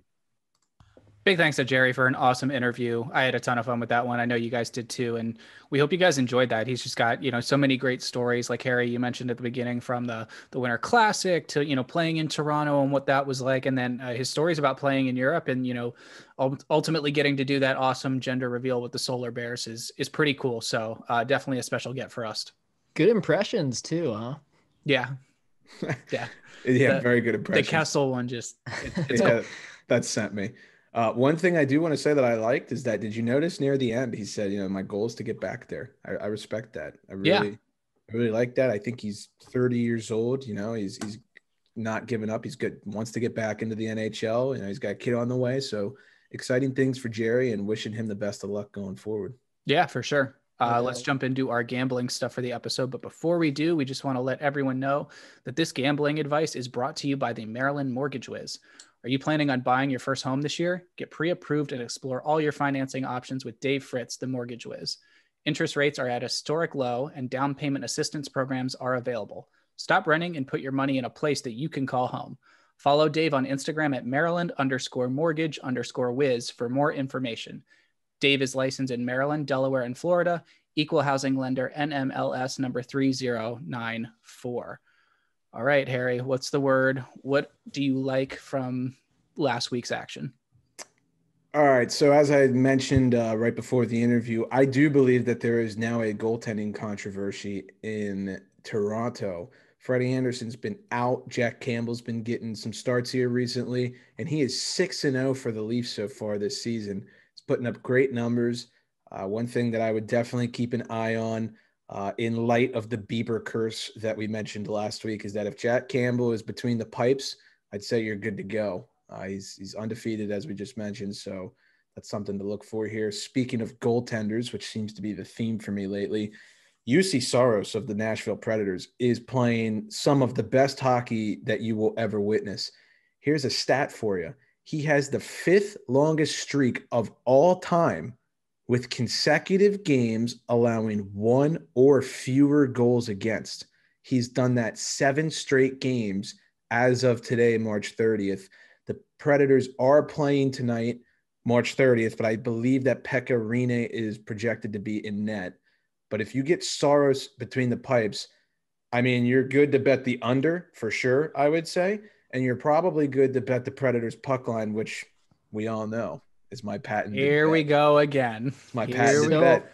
I've seen this movie 1,000 times before, and I already know how it ends. We need a Predators puck line shirt. I'll wear the shit out of it. I will say we touched on Saros a bit last week because I believe when he kind of caught my eye was when he was playing that Panthers game that you and I went balls to the wall on, and he almost stole it from us. Yeah. But yeah, he's been on an absolute tear, and I think the Predators have really flown under the radar, like, and then suddenly now they're just like right there. They're like right there with all the other teams, and they might be able to sneak into a playoff spot if they keep it up. I don't even know if sneak in is the right term. They're in the playoffs as of right now, and they're red hot. We'll get into that in our market report, but I would not want to be playing the Predators right now. They've definitely turned it on. Makes me wonder what they're going to do with Matthias Ekholm if they think they can make a run, because that was the big talk of the town for the trade deadline. Some other things worth noting: the Red Wings are 5-4-1 in their last 10. They are officially above 500 in their last 10. They're always underdogs, so something to keep an eye on if you're a daredevil. I do have a bet against them tonight, so hopefully that doesn't come back to bite me in the ass. The Flyers, especially with Carter Hart's performance so far this season, the Flyers over has hit more than any other team so far this season. Surprising, I know, but it's not even close. The over for the Flyers is 24-10 as of today, March 30th.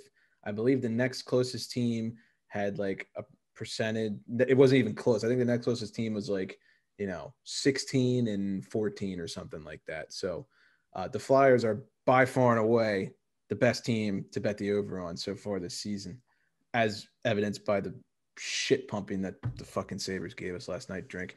The Capitals, I'll let Nick and Max suck them off later. I'm not going to go into detail, but yeah, they're really good. Gladly. Yes. Brian Rust, I'd be, remiss. Is that the right word? I'd be remiss if I didn't mention Remiss. I don't think there's a T on the end. No, SSED, remiss. I would remiss. be Past tense. I would be remiss. I think you remissed this one. It's fuck. Are you serious? It's just remiss. Yeah. I would be remiss if I didn't mention Brian Rust. Is the context right? The tense of the word is less important than I know the it context. sounds weird, but that is the correct. Yeah. God damn it. All right. I would be remiss if I didn't mention Brian Rust. He's been having a monster season. I love his prop bets to get a goal. He's literally just breaking out right before our eyes. So Brian Rust prop bets for goals, you can usually get them around plus 140, plus 150. So I would definitely hop on that. I'll shut up. I don't know my English. So yeah. I've noticed that, and I'm sure everyone else has too, but the over in the Caps game is usually a lock. Like, it's very similar to what you said about the Flyers. The Caps, it's a little bit different. It's, they're good for about 4 goals a game themselves. So barring that Sammy or Vanacek post a shutout, you're probably going to get the over. And it's worked out for me recently. I've actually been sort of laying the juice on them a little bit there, but it's never an easy thing to bet on the over against a team that you want to win, unless you want them to go out, do what the Rangers did to the Flyers, like, 9-0, but that really doesn't happen all that often. So that, and then just, the other thing that I think everyone needs to start keeping in mind is the trade deadline. It's 2 weeks away. It's going to be on April 12th. It's going to be here before you know it. And that always turns, the betting world upside down, in my opinion. So especially in the NHL. No doubt. One thing I've been looking at with betting, I mentioned it last week, but it's even more important as we get closer to the season wrapping up, is, just these season series between teams. I mean, a lot of these teams are going to be playing their last 1 games against each other. And you look at those, I forget who it was, but the other day I was like, oh, these 2 teams are playing each other. Let's see what happened in the first couple games against each other. And I noticed it was literally like the second to last game already that they're playing each other this year. So as we get closer to that final matchup, or that second to last matchup between 2 teams, take a look at what's happened in the first one, or in the first 6 or 7 games.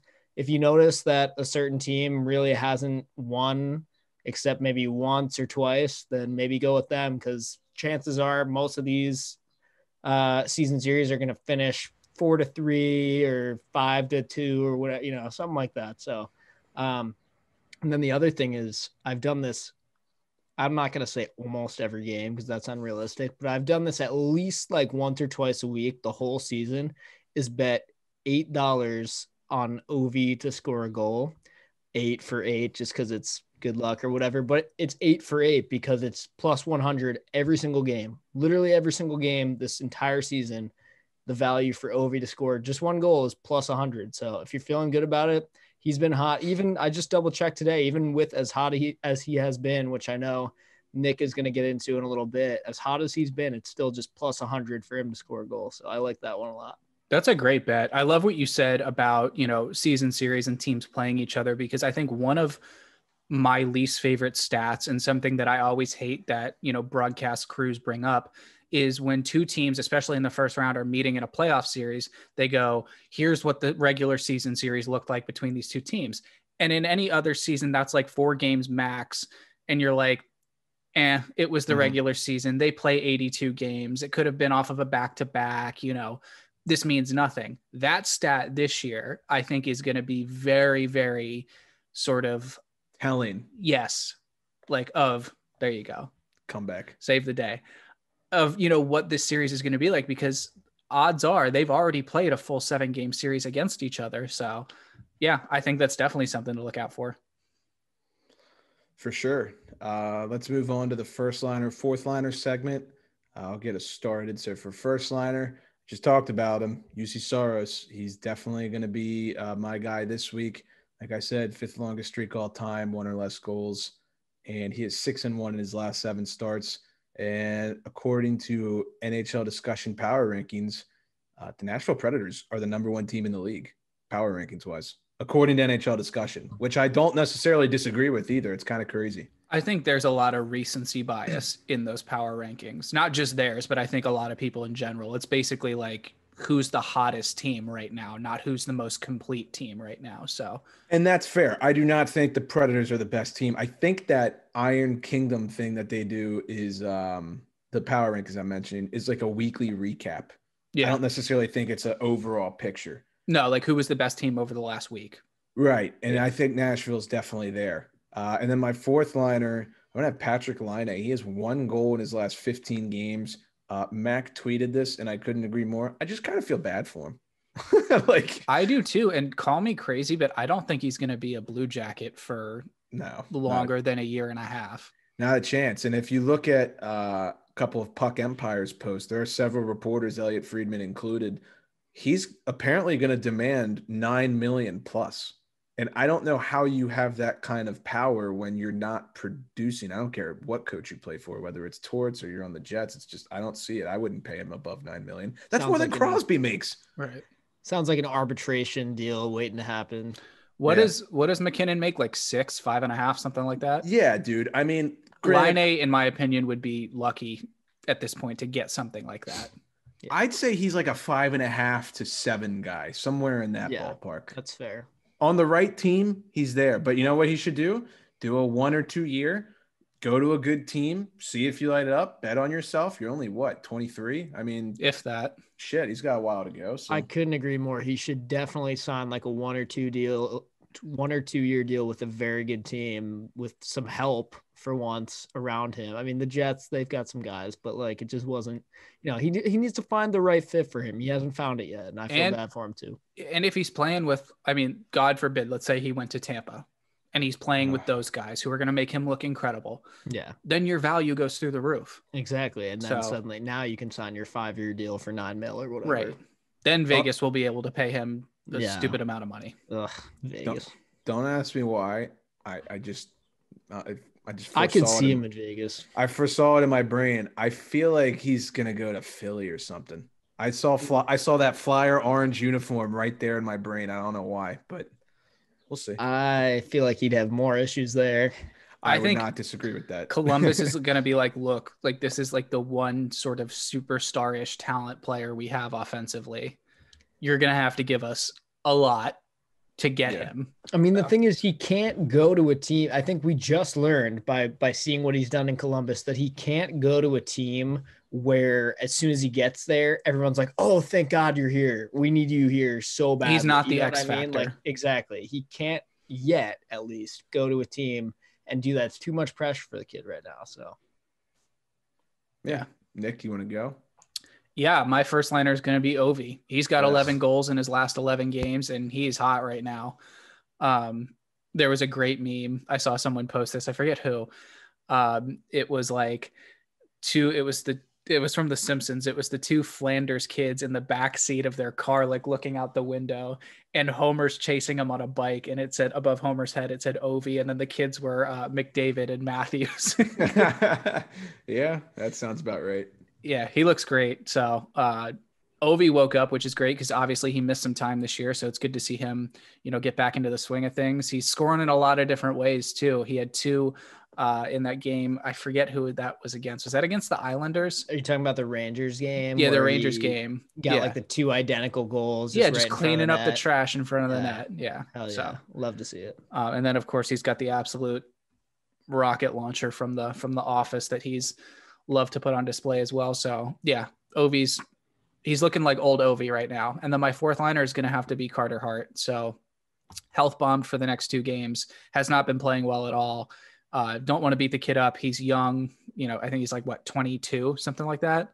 Yeah, he's something like that. Take a step back, reset yourself. Obviously a generational talent goaltender going down the road. So I'm sure it's just a small setback for him. For sure. And then my first liner is going to be Gabe Landeskog. This is a guy I was a little bit iffy on early in the season. I was like, where are the classic Gabe numbers that I'm used to seeing? He has climbed right back up and he's been doing well. He's got 5 goals and 8 assists in his last 8 games. I think he's doing his job finally, which is good to see. Fourth liner, this may or may not be fair, but I think Jack Hughes is my fourth liner this week.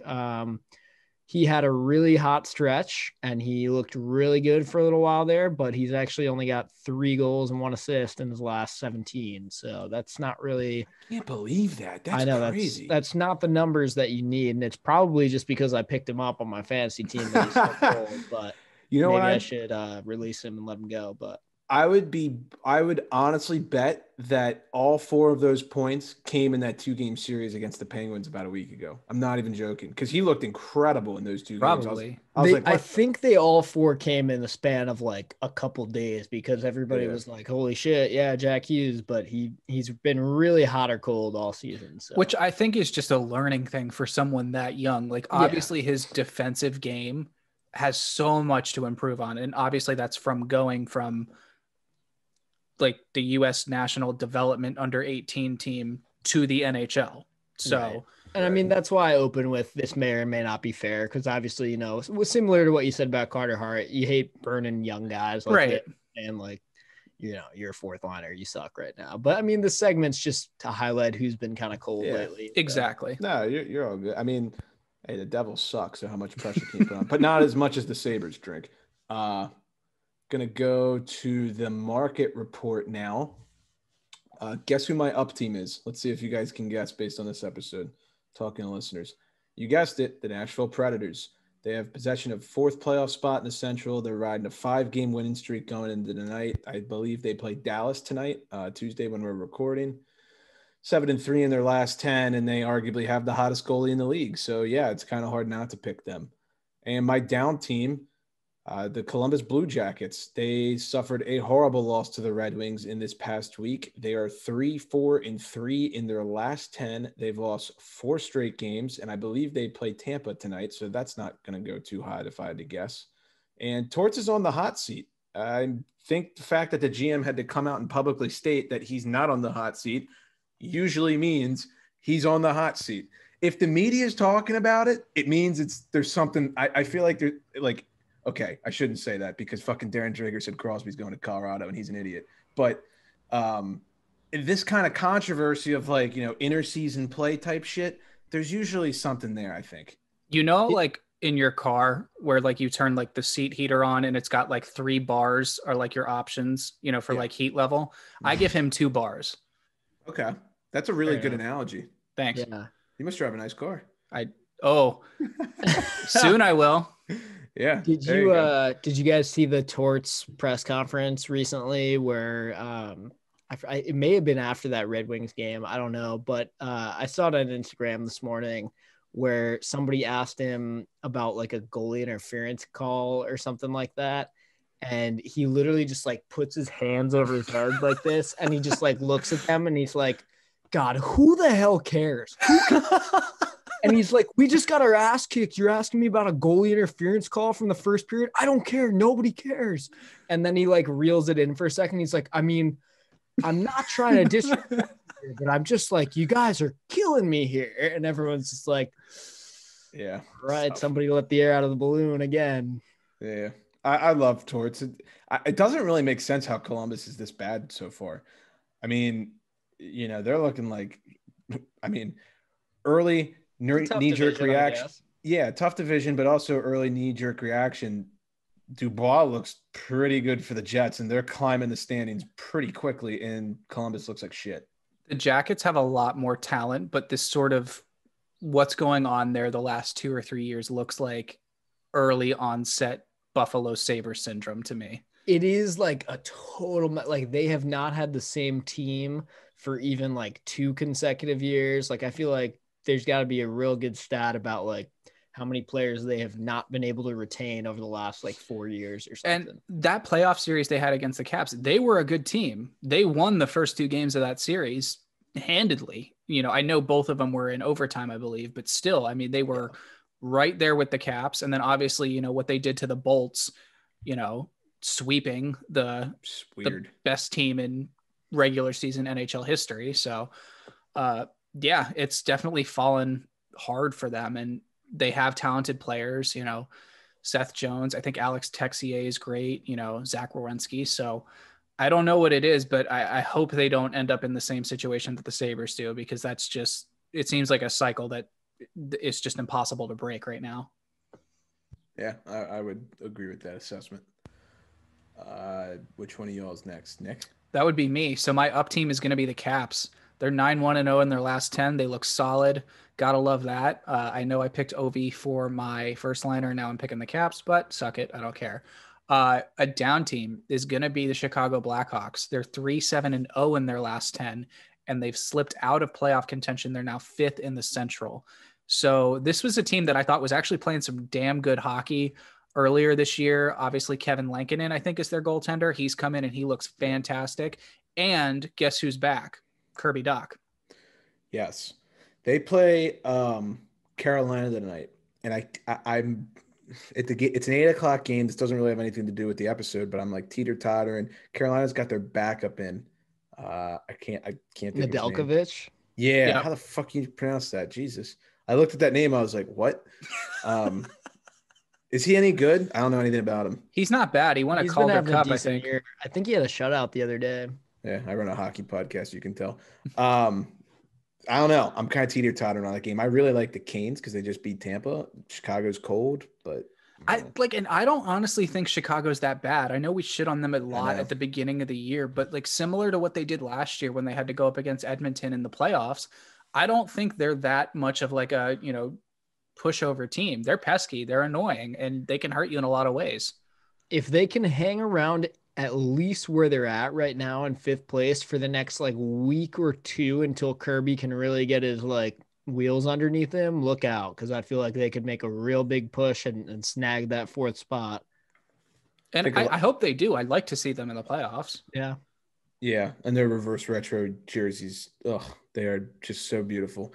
Also worth noting, because I think a lot of people forget this, Jonathan Taves has been out the whole season. I know. I don't think that he's coming back anytime soon. So that's unfortunate. But yeah, Mac, why don't you lead us off here? Well, I'm sure you'll be very pleased to hear me say that my up team is actually the Pittsburgh Penguins. Yeah, they're hot. They just absolutely handled the Isles 2 games in a row. They are climbing the standings very quickly. I feel like you could literally put Penguins above Homer Simpson and like the Caps in the backseat of the Flanders car as well, and that'd be an accurate meme too, because I feel like the Penguins are coming for us. But every year, it just seems like early on in the season, there's always like, shit, the Penguins, this is going to be the year where they finally miss the playoffs and like have a big garage sale at the trade deadline. And then nope, about, you know, a month left in the regular season, suddenly they're just in like 2nd place and it's fine. Nobody's worried anymore. But yeah, they're a good team. It's just like the Patriots. It's infuriating. And as Harry you. informed me, they've basically been playing with like their AHL team for the last like week or so, right? I mean, they've it's a got a whole joke. bunch of guys out. They're one of the Twitter accounts I follow is like it's literally Sid, Gensel, Rust, Dumoulin, Letang, and then now we don't even have Jari, so basically DeSmith, and then the entire like ECHL wheeling nailers of 2017. What's funny is when I saw this guy Anthony Angelo, and he just scored his first and his second goal in his first 2 NHL games. As soon as I saw the name Anthony Angelo, I was like, oh God, is this like one of those things where it's literally Tony DeAngelo with like a mustache? Yes. Yeah. And the Penguins' newest forward, he's Anthony got like Angelo. the glasses with like the fake nose. Literally, yeah. It's like he's really good. Yeah, we don't really know where he was playing before this, but yeah. But before you move on to your down team, I just want to say Jared McCann is playing the best hockey that I've seen him play in a Pens uniform. And we just got Zucker back last night, so that helps. We're still missing Tanev, which definitely hurts. And now Jari's out too. Which Jari's out. Malkin's been out. Not. Yeah, Malkin's been out. So we're hanging in. That's all I can really ask for at this point in time. But yeah, I've been super impressed with how they've played. I mean, back-to-back wins against the Islanders is no joke, especially when you don't have your second best player. The top 3 in that East division have made it known who they are now, and now we're just racing to find out who gets that 4th spot, and if those 3 can hang on to those top 3 spots. Absolutely. Don't jinx it, Nick, please. And then my trending down team, I think I may have picked them last episode or the week before that, but they're still trending down. So the Dallas Stars, they're 7 points out of a Yoff spot right now. Not a good look for a team that was in the Cup final last year. I know we talked about how there can be a big hangover sometimes after years like that, and then you just miss, and then it goes downhill from there. We mentioned the Sharks and the Predators having trouble with that in past seasons, but I don't know. I mean, I expected more from this Dallas team. They're so hit or miss, right? I mean, you never know if they're going to lose like 3-0 or win like 6-2. Like it's just, this team is super hard to put a finger on. But I really have a tough time believing that they're going to make the playoffs in that division at this point. I can't see it at this point. It's too much. The injuries and everything else that's been wrong with them. It just happened for too long. And Tyler Seguin, I don't know if he's coming back anytime soon, or if that was only going to be if they made the playoffs or what, but it's a mess. Or like what condition he's going to be in. Like, if this was an 82 game season, who knows? Maybe they could sneak in wild card spot, but it's not. And that's just, the way it goes. So. It's crazy to think too, that like, if this was a regular season, the playoffs would be starting in like a week and a half. Yep. Mm-hmm. Like this would be like, we'd be about to start the final week of the season if this was a normal year. So it's weird having the weather get nicer and you're like, oh, it should like smell. You walk outside and you're like, smells like there's a playoff hockey game today. Right. There's not yet, but so I should be very, very stressed out and about to throw up, but I'm literally not right now. Yeah. It smells like a Game 5 Caps Rangers at MSG kind of night. Yeah, exactly. Yeah, that'll be fun. All right, I think that about wraps it up for us. Do you guys have any final notes, questions, concerns? I wanted to share a stat that Dean sent to me, and Harry, you're going to love this. Sidney Crosby has more multi-point games in his career than he does games with 0 points. That's absolutely insane. And that's the first thing I thought of that made me go, wow, that's pretty impressive, is how long Sid's had injuries for. Yeah. Wow. True. That's crazy. But it only counts games he's played in, obviously, right? But still, I mean, if he's got a nagging injury or something and he's not feeling 100%, gets no points, then wow, that's impressive. That's crazy. I'm sure they said that on the Long Island broadcast as we kicked your ass for 2 games in a row, Dean. So thank you for that. I think he also has more points against the Islanders than any other team in his career. So, there's that too. Did you guys, that reminds me of one more thing. I think it was like TSN or someone shared a list. It was like franchise point leaders like against each team, and it was just like Sid, Ovi, Sid, Ovi, Sid, Ovi, Sid, Ovi, Joe Thornton, Sid, Ovi, Sid, Ovi. It's like Sid against the Flyers and Islanders, and Ovi against the Thrashers and probably like the Devils. Yeah. And like, yeah. He owned the Panthers. Just Oh, that's true. Owned them. That's I Southeast think he does Division. pretty good against the Bruins too, because he lights up Tuukka Rask for some reason. I think he has the Leafs too. Wow. Yeah. One last stat, because I just remember this when you said stat. Connor McDavid has 63 points through 36 games so far this season. That is the most since the 87-88 season where Wayne Gretzky had 81. That's fucking nuts. Yeah, I saw that earlier. It's fucking crazy. We've had prime Ovi, we've had prime Sid, we've had prime Yager, we've had prime Lemieux, we've had prime Sakic. I mean, I'm listing guys that are, first ballot Hall of Famers, and it's McDavid. So I feel like this season crazy. is just like the kind of hockey he's living his best life right now. Literally, it's nuts. That North Division is made for him with all the goal scoring and high flying offense. So yeah. Mac, anything else? I'm all good. You're all good. Nick? No. Well, we want to just say thank you to Jerry again for coming on. That really was cool for us. So we appreciate his time. Go check out our sponsors, Maryland Mortgage Wiz. Hit up Dave on Instagram if you're in the Maryland area looking for a house or whatever the other states you listed. I can't remember. Delaware and Florida. There you go. And go check out Brackish Life. Visor looks good. Fishing season is going to be here soon. Lay off the sunburn and get yourself a UV shirt. And other than that, that'll wrap it up for episode 69. Nice. Thank you. And without further ado, Class dismissed.